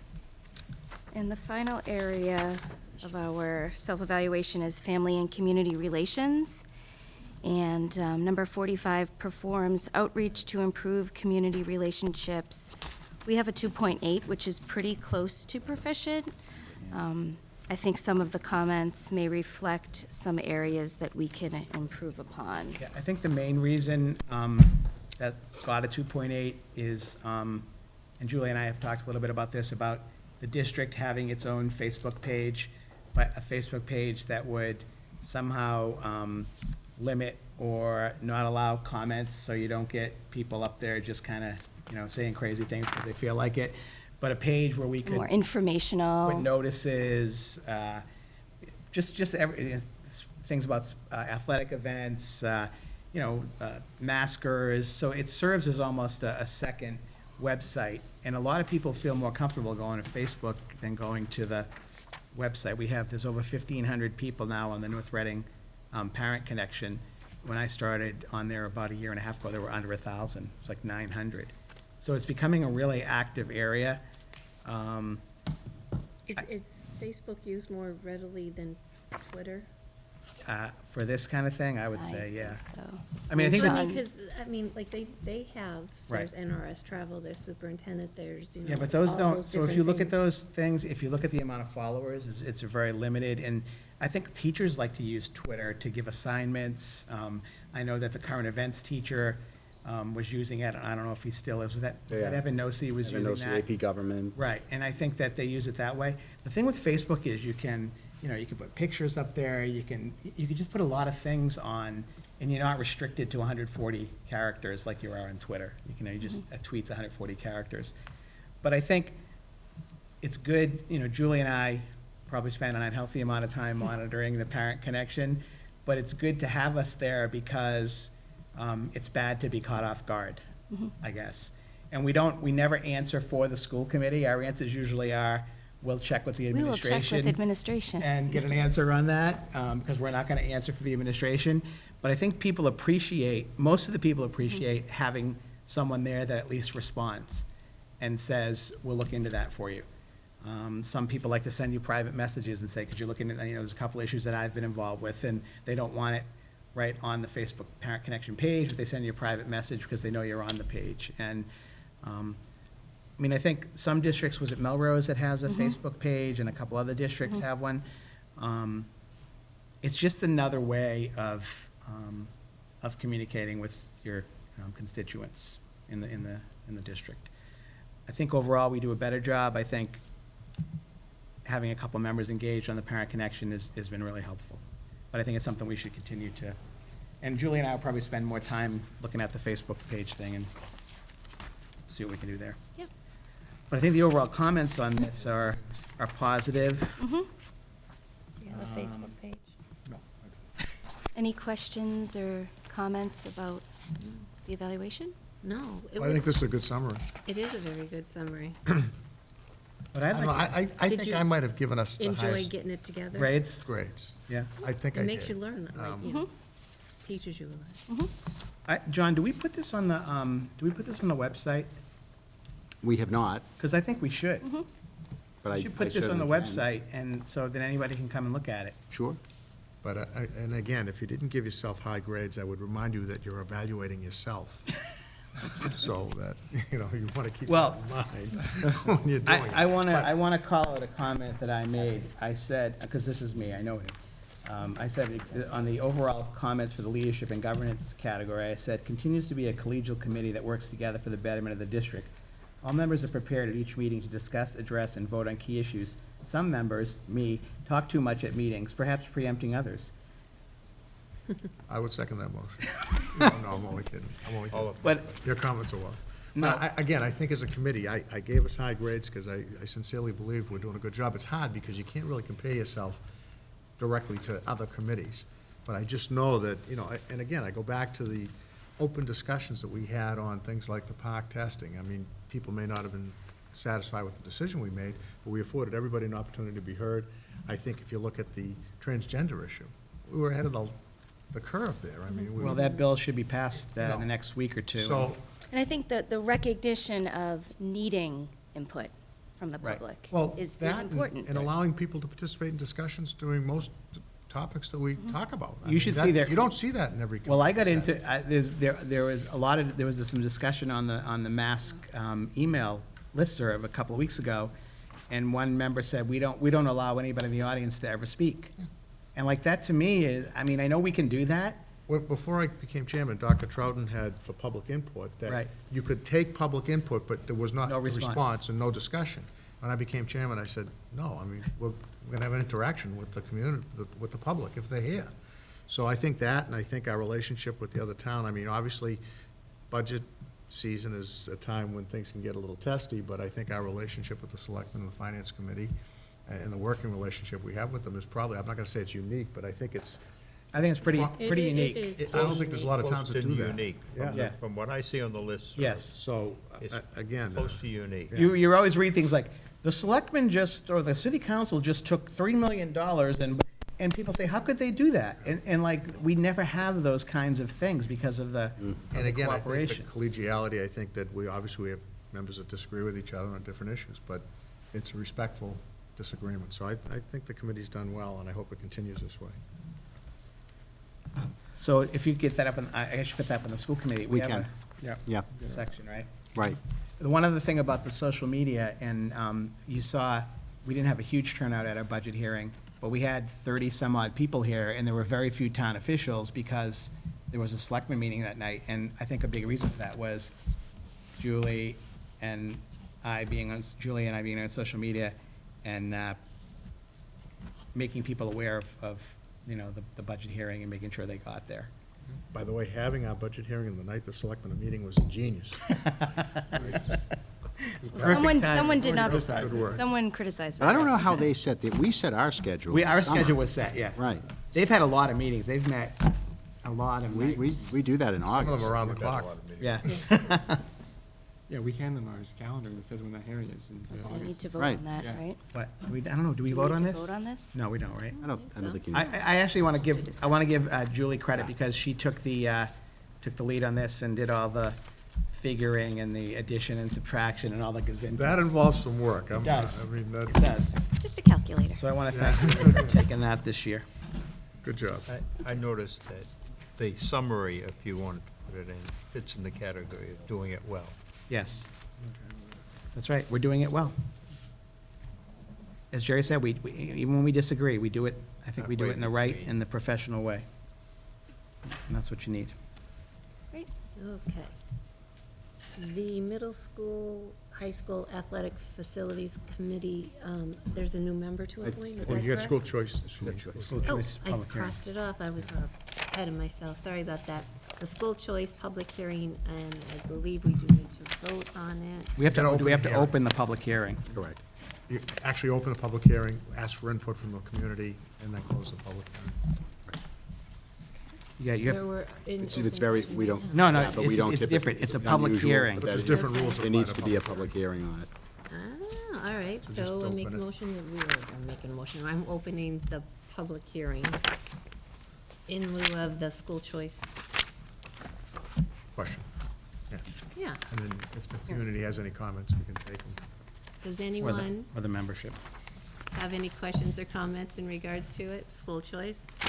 All right, I mean, this is something we talk about every year. Yeah. We have to vote on it every year. North Reading has never been part of the school choice program. It's a program where if people come into your district, you get $5,000 of Chapter 70, and if kids leave your district, you get $5,000 in Chapter 70.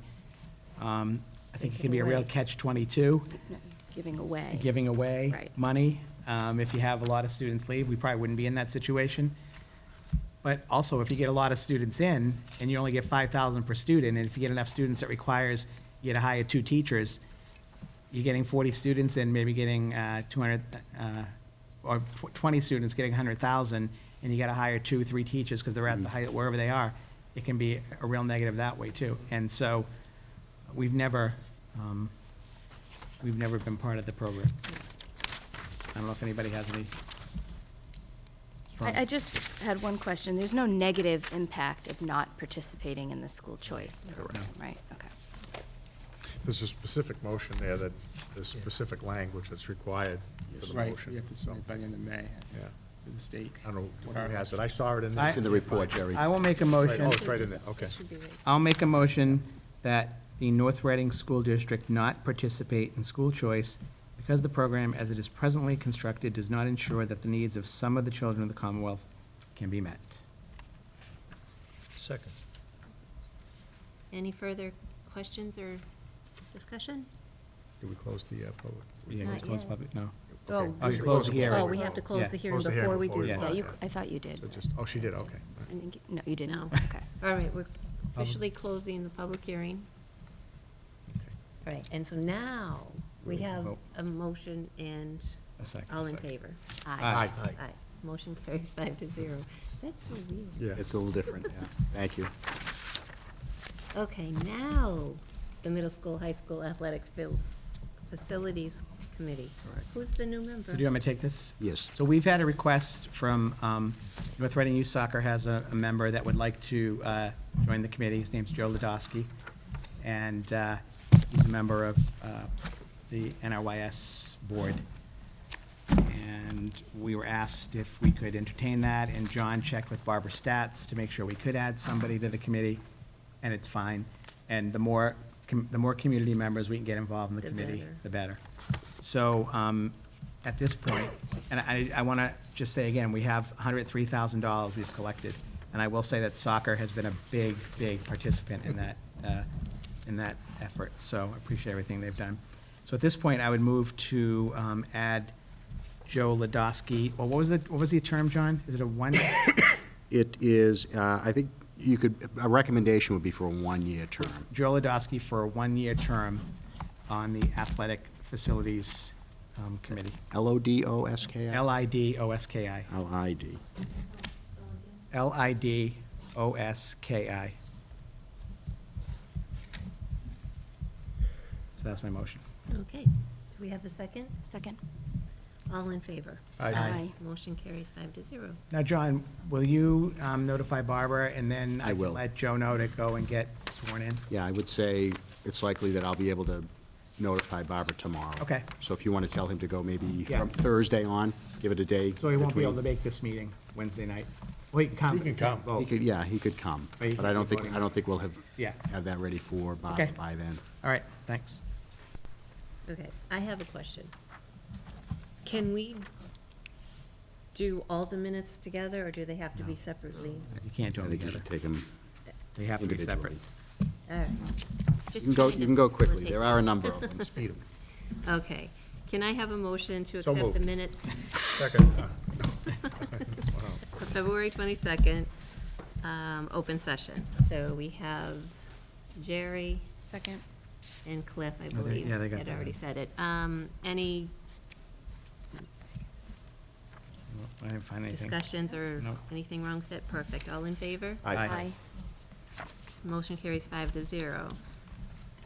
Can I get a motion for March 7, open session? So moved? Second. I have a motion by Julie, second by Mel. All in favor? Aye. Perfect. Open session budget workshop for March 14th. So moved. Second. Motion by Mel, second by Cliff. Motion, all in favor? Aye. Motion carries 5-0. For the executive session of March 21st, 2016, can I have a motion to accept the minutes? So moved. Second. Motion by Julie, second by Mel. All in favor? Aye. Motion carries 5-0. For the open session of March 21st, 2016, could I get a motion to accept the minutes? So moved. Motion by Cliff, second by Second? Julie. All in favor? Aye. Motion carries 5-0. For the FY17 public budget hearing on April 4th, could I get a motion to accept the minutes? So moved. Motion by Mel, second by A second? Julie. Thank you. All in favor? Aye. Motion carries 5-0. executive session of April 11, 2016. Could I get a motion to accept the minutes? So moved. Motion by Cliff, second by Second. Julie. All in favor? Aye. Aye. I'll abstain. Oh, he wasn't here. 4 in favor, 1 abstention. Mr. Venezia wasn't present. I wasn't here. For the open meeting on April 11th, could I get a motion to accept the So minutes? moved. Second? Motion by Cliff, second by Mel. All in favor? Aye. I'll abstain. 4 in favor, 1 abstention. Okay. Good job. That was good. You rolled through those. All right. Next, we have the budget update. Right. Mr. Conley? Thank you. So the April budget report summarizing financial activity through the month of March. It was included in your packet this evening. Again, the report's broken down by expenses and salaries. Again, the majority of our expenses do remain within budgeted ranges. There are funds that were available in the special education tuition line item, and we have begun the process of beginning to encumber funds to administer the prepayments we just spoke of to meet our fiscal 2017, budget forecast. So we began to facilitate this process, and it is that process is reflected in the report. That's why you may see the tuition amount in the negative, is because we're administering that process. We have monitored utilities closely throughout the fiscal year, and I am confident that our utility costs will remain within budgeted ranges, and we do expect to have some funds available to repurpose. I referenced the food service program a little bit earlier this evening, but I'm happy to report that we closed out the month of March in very good standing.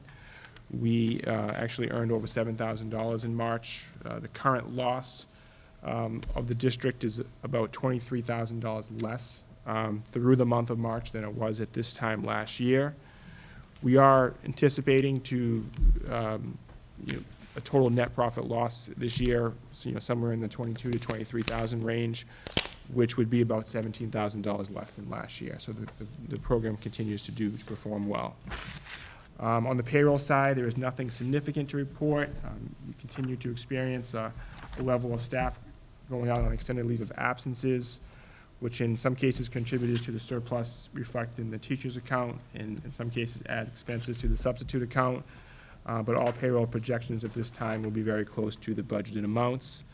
I do feel we remain in solid financial standing to close the fiscal year and achieve the carryover funds we had planned on during the FY17 budget process.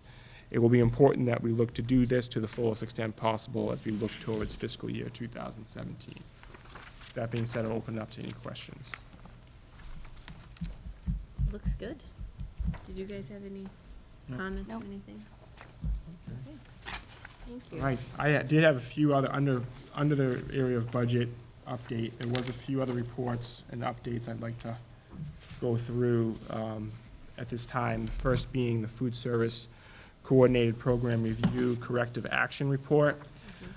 So as I discussed back, I think in the winter months, January and February, that this year was a year that North Reading was picked. It happens once every 5 years, and they're now changing that to be once every 3 years, where the Department of Education comes out and completes a thorough review of the district's food service program.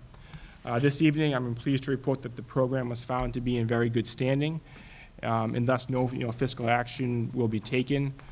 I will say the process was very thorough and extensive. It took place during a 3-day visit the week of January 18th. It did include both an on-site and off-site assessment of the district's program.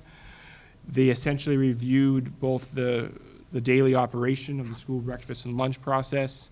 They reviewed our resources and our resource management. They reviewed our program financials, and they reviewed general program compliance procedures. The items listed on the report that's included in your packet, I think are very minor and somewhat typical. Reading through them, they may have the appearance that they're more significant than I think they are. It's certainly their job and their goal to kind of look to make some recommendations for improvement, and I think they certainly did that. we have, it's part of our job, once the corrective action is posted, everything's kind of automated online now to respond and show how we're going to, put the procedures in place, which we've already done. And I did include an email in the packet that showed that our response has already been approved and accepted by the Department of Education, which was reflected in the March 21st email. So I think overall, I was pleased with how the process went through. I was pleased with the report. I think, the items highlighted, I think we certainly took to heart, and I'm happy to report that I think we acted very, very quickly to make any corrections and implement some of the recommendations that were highlighted in the report. I would like to publicly take this opportunity to thank the Food Service Director, Anna McGovern, as well as Linda Mazzola, who's the bus pass coordinator, but she also oversees the free and reduced lunch application process, as well as the income verification in that process, which was a big part of the review as well. And they were certainly instrumental in assisting me throughout this process, and I would like to thank them. But overall, I think I'm happy and I'm pleased with the report. We've certainly moved forward and already corrected a lot of the items that were referenced. Again, there was nothing of significant. If there was things that were significant, there would have been fiscal action that would have been taken, or they would have gone back and looked to reduce our federal and state reimbursements we've already received, which certainly is not going to be the case. They wanted to see, in some cases, a larger effort made to implement a breakfast program. That was kind of a trend of the visit, I would say, and we're taking steps to do that, and we will have that in place next year, a fully reimbursable breakfast program. They did recognize that we had that a la carte option breakfast cart at the high school this year. And I think, overall, we made some small changes to our free and reduced lunch application process. There was some mention to make sure we're not overly identifying, students, both in our food service management point of sale system, as well as in the process of when an application is received by the district, only having those personnel involved that really need to be involved, see that, have access to that information. And I think we heard those comments and made those changes very, very quickly. There were certainly conversations around making this information available on your website, and which we've done a full revamp of our website. I would encourage everyone to go take a look at the food service link. We've made some changes, and we've made changes to the menu selection. We now have, all the nutritional information is right there, readily accessible at all the menu items. So I think it was a good visit. It caused us to do that review and take a hard look, and I think there was some good conversation and some changes that came about it. I think I'll open it up to any questions. I have a comment. Okay. I have a comment. I read through this document that they produced, and it's our bureaucracy in operation. Yep. We're finding where all counts for all schools for the period correctly consolidated and claimed. Reference, Federal Regulations 7 CFR 245.6B. Initial comments, daily meal counts were recopied from daily NutriKid reports onto middle school FP9s, but were not reconciled with the monthly NutriKid reports. As a result, the transfer error was claimed on 2 other schools, resulting in an underclaim of one paid meal. One paid meal. I know. Fiscal That's all they count. action It's may unacceptable. I know. occur. Cliff, I read the same exact thing. I was like, are you kidding me? I know that there's, yeah, It just one cost, Yeah. it cost Right. yeah. about 500 times to One meal. what it cost to, I know. the error, Identify that. to identify Cliff, that. it potentially could have been 2 or 3 meals. That's right, it could have been. Think of the scandal. Oh, and then there's, the lettuce offered as a vegetable on yes. the salad bar needs to be 1 cup. We have to, what was they gave us a tool Technical to, assistance was provided. yes, they gave us a tool to measure it, right? It was requested to offer the lettuce in a larger container listen to with a this. 1 cup spoodle A spoodle? to ensure that the correct amount was taken. Tell me, how are you gonna get the kid spoodle to is a use a spade. spoodle the right way? Right. What does a spoodle look like? This is an outrage. I've never seen a that we spoodle. spend money It's not a sport. Paying bureaucrats As is fast kind of crap. Sporks, sporks. I know it's sport. Never mind that. And then we don't have enough money to teach the kids It's not the whole group a of people foreign creating language. the regulations. We had to buy right? spoodles for every school, probably. I do have a question for Michael. In terms of the breakfast program, what does our commitment have to be to that? What if we have it for a half year and no one takes advantage of it? Yeah, we're not obviously required to do that. I think it's No. something that they're pushing districts to consider and look at because they want to offer a nutritional, healthy meal for students and have that available. So, they saw that we did not have that reimbursable program in place, which gives you the full type A breakfast option that meets all the nutritional components. So right now, we just have an à la carte option, which technically doesn't meet all the nutritional components to verify as a reimbursable meal. So I think that's just their push to encourage districts to look to do that, to increase that nutritional offerings. What kind of impact does that have on staff? Do we have to have more people So- there in the morning? We'll kind of creatively look at that and try to minimize the staffing. And we're looking to do that. We're also looking as part of, you probably heard, it was discussed in Chartwell's presentation back in February, where we're looking to make the cafeteria an inviting atmosphere in the morning. And Chartwell's is actually going to make an investment for us to put some changes Oh, nice. in the high school cafeteria to do that. So we're pursuing that to have that Kind of up things and they, running what next kind year. of, So we're looking to actually replace Nice. some of the cafeteria plan. tables with some high-top tables. oh, for standing? So there'll be with stools. Oh, okay. So we won't lose any seating, and it'll match the tables that are in there currently, but they'll be a little more flexible, a little more inviting for group. The seats aren't seating. attached directly to the Correct. tables? Correct. That's a great idea. So we're looking to make a little kind of a breakfast hub over in the right corner of the cafeteria. Additional television, Additional nice. television, Wow. an additional iPhone chargers. iPhone chargers hub next to the cafeteria That's excellent. tables. You just need to make them start later, so. Yeah. Well, it's funny. the mean- Take school advantage of teachers- that. The school is very busy at 7 a.m.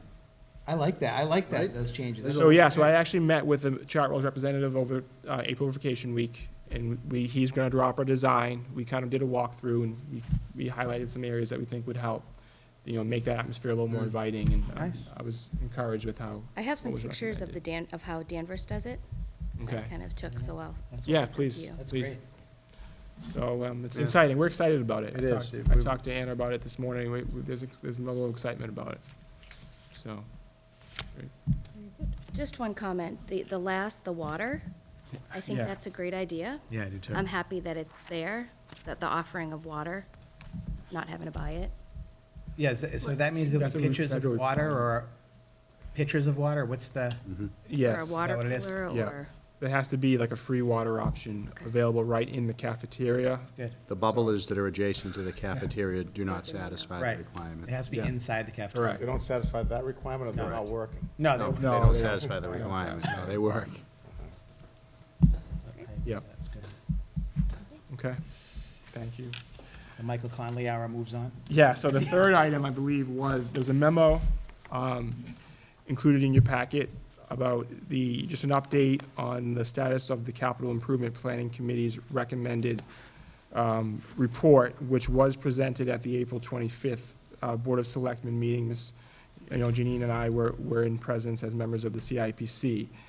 And I'm definitely happy to report that 3 out of our 5, ended up being 5 school department projects for consideration in fiscal year 2017 were included as part of the recommended items to move forward next year.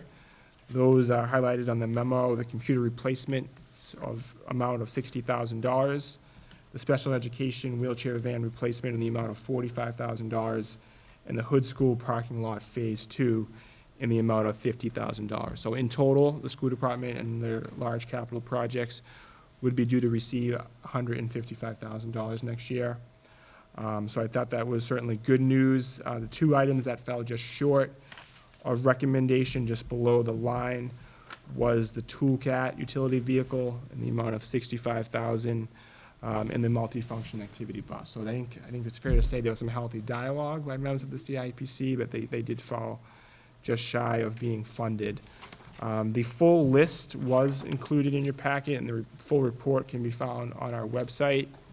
But as you can see, there are about, I believe there are about 10 or so different items, approved projects totaling about $665,779 that were included. So you can get a sense of what those items were and some of the items that fell just short of the list by looking at that breakdown.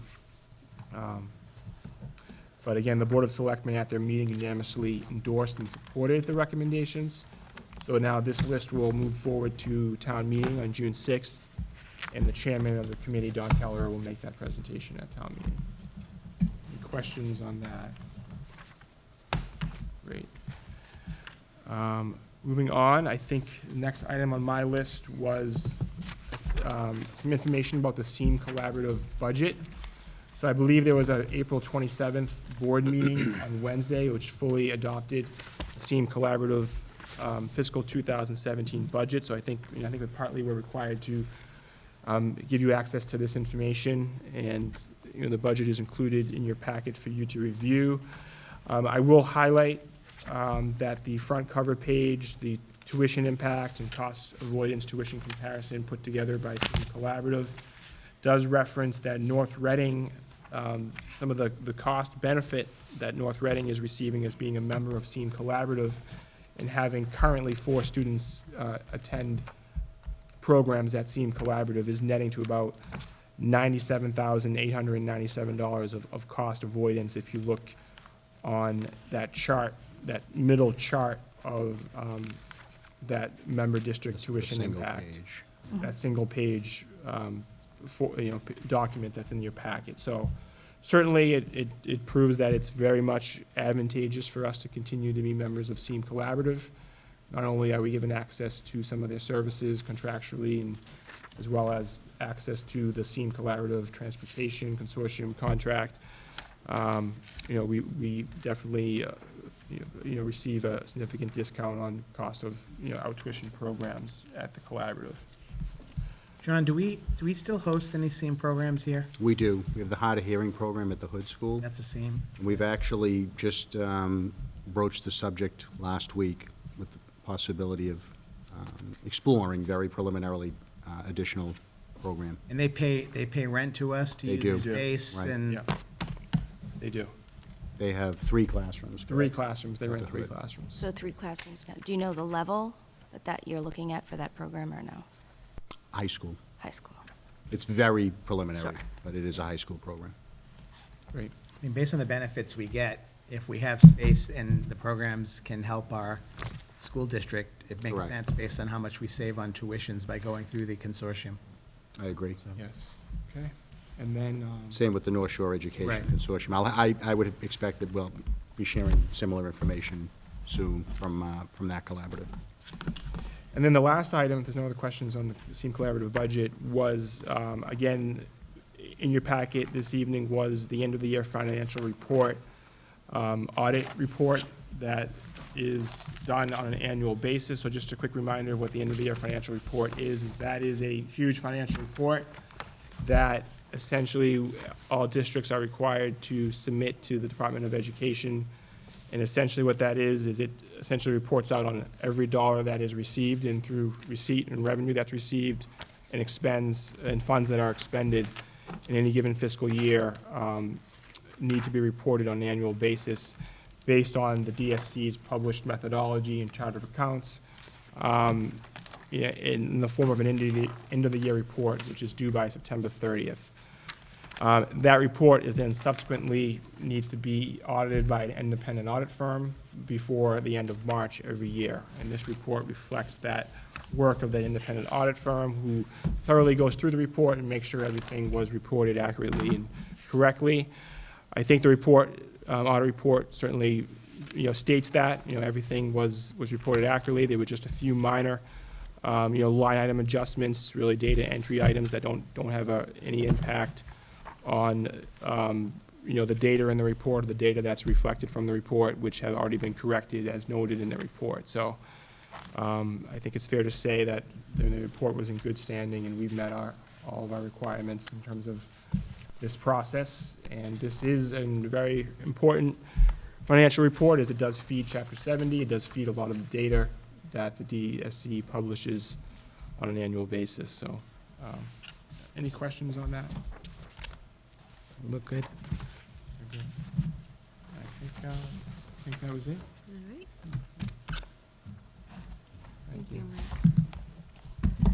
Thank you, Michael. Next, we have bids and donations. I would entertain a motion to accept. Make a motion that the school committee vote to accept with gratitude a $1,128 donation from the North Reading High School Hockey Boosters toward the purchase of 9 new hockey jerseys for the high school program. Second? With a motion from Julie, a second from Mel, all in favor? Aye. Motion carries 5-0. Has there been a week where we didn't have a donation or anything like that? Boy, No, it's, I can't yeah, remember one. I mean, really, so. it's. Really? It's amazing. Okay, subcommittee updates. Well, we kind of talked about the SSBC meeting that was held on April 12th. Did anyone want to add any more to the update that Mr. Bernard gave earlier? The evaluation subcommittee, Julie and Mel, did you want to add anything more to that? No, Okay. The finance planning team? really nothing more to add to that. No, We- no, that It's all was budget been talked related. about.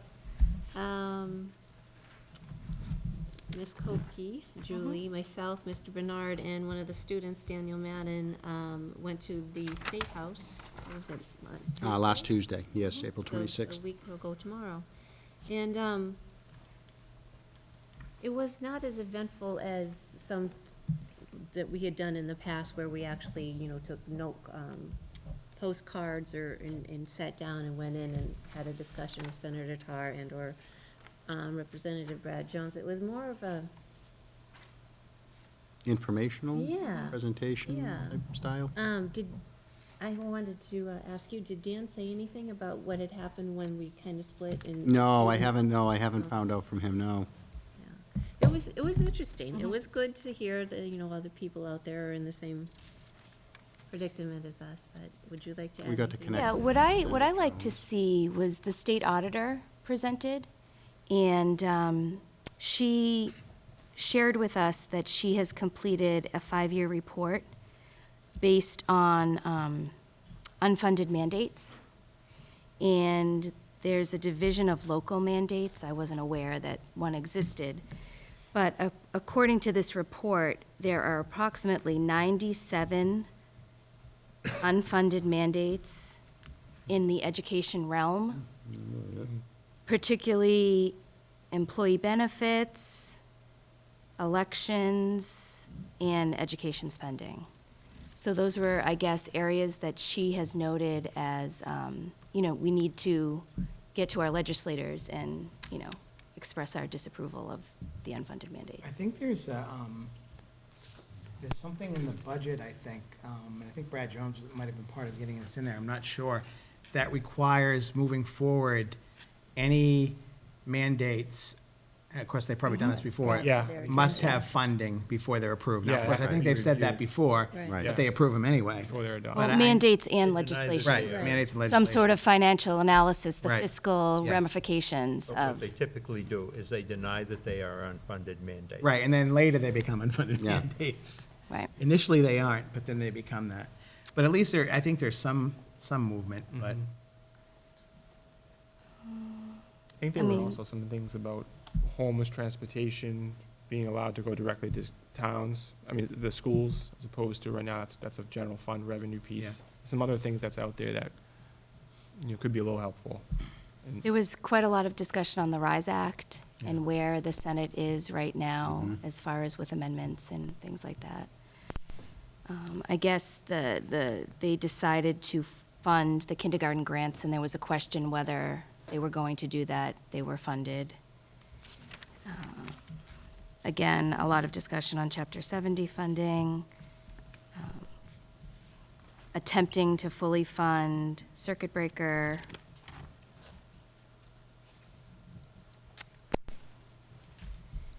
I think that might be It's it. an interesting point I thought raised about private health insurance companies and their contributions to students' medical needs, as opposed to them being charged as a special need.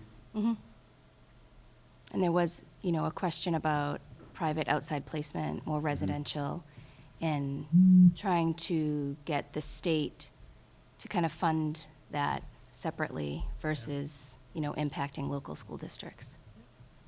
That would be a help. It sure would.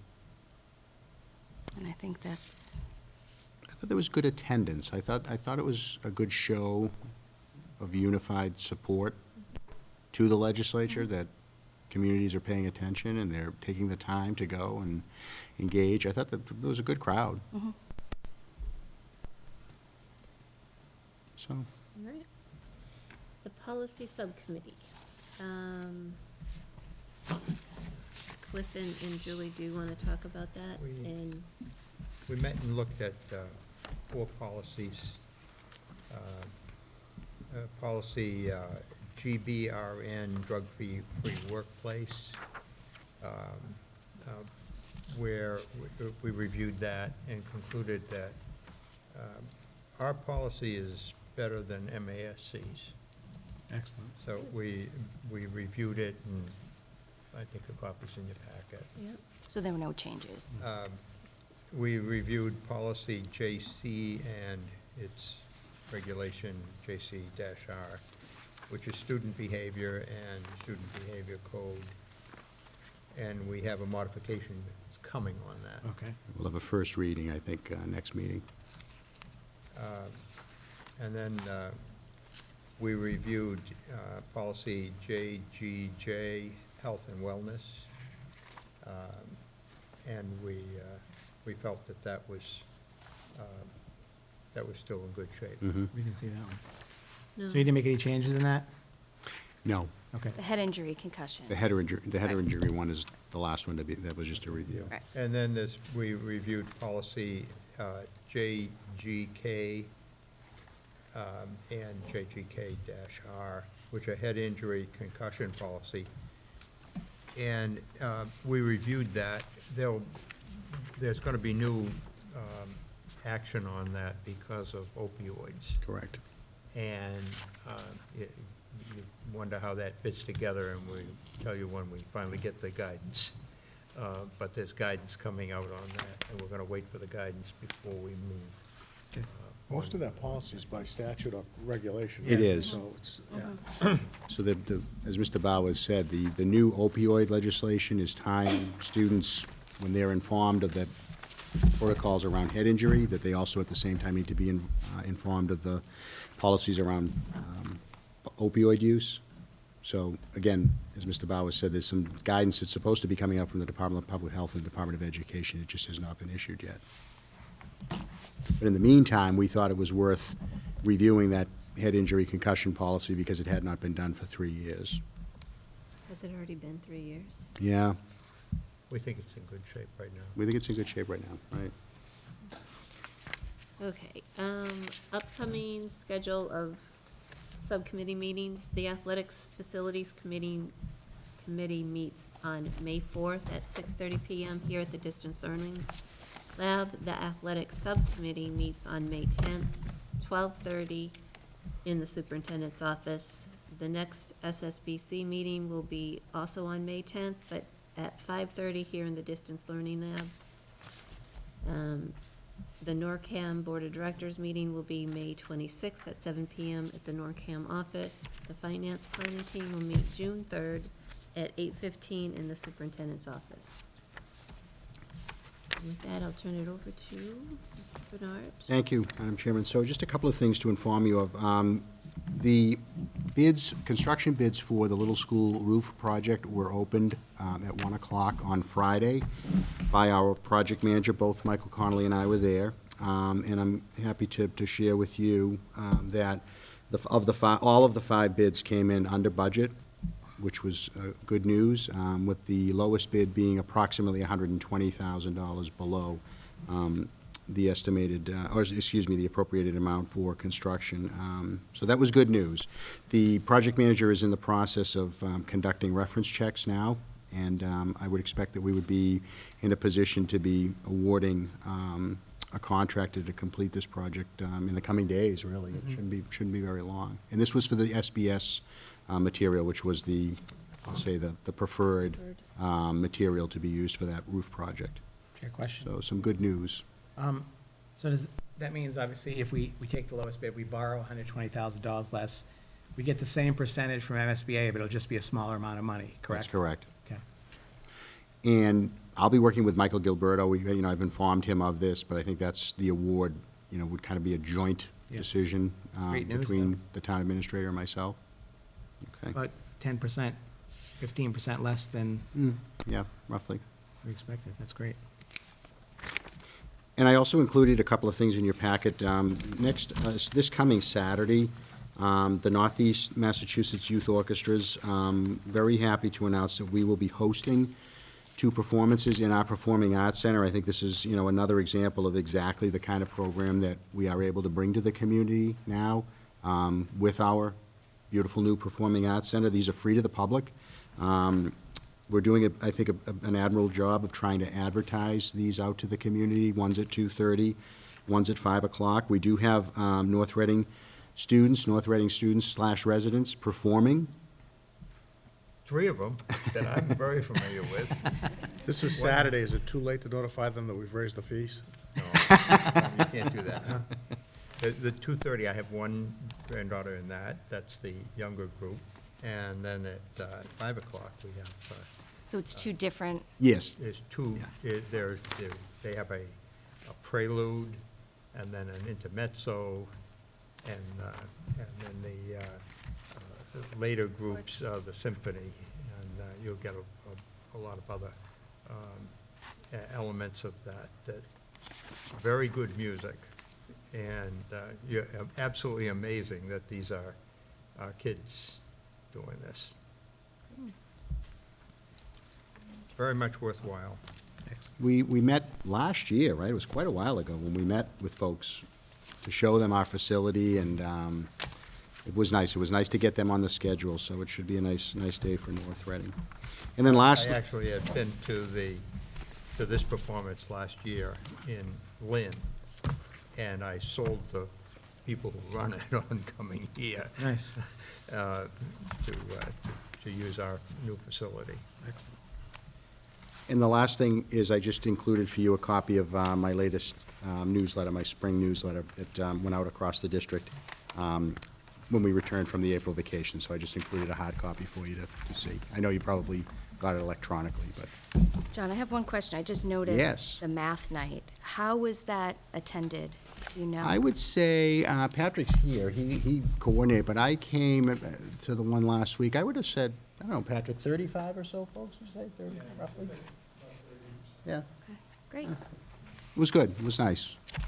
I was triple booked that. Yeah, I know the feeling, I was too. I snuck in and had to leave early, so. But I think it's a great way to connect with the I parents. agree. What was it, math night? Family math nights, one of Sorry, I 3, missed that. yeah. Yeah. There's a makeup session. Can you reschedule? You couldn't add that into your schedule, huh, Jerry? No, I couldn't fit it in. Look, here, okay. Yes, another one coming up.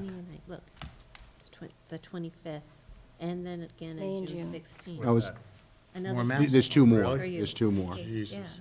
yeah. No, it was nice. Patrick did a very nice job. That we had teacher volunteers come.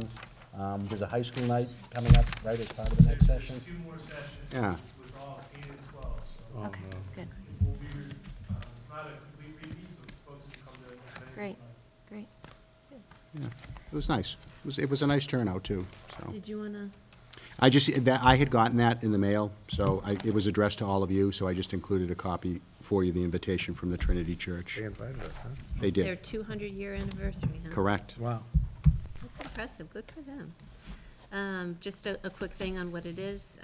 It's an invitation to celebrate the Trinity Evangelist.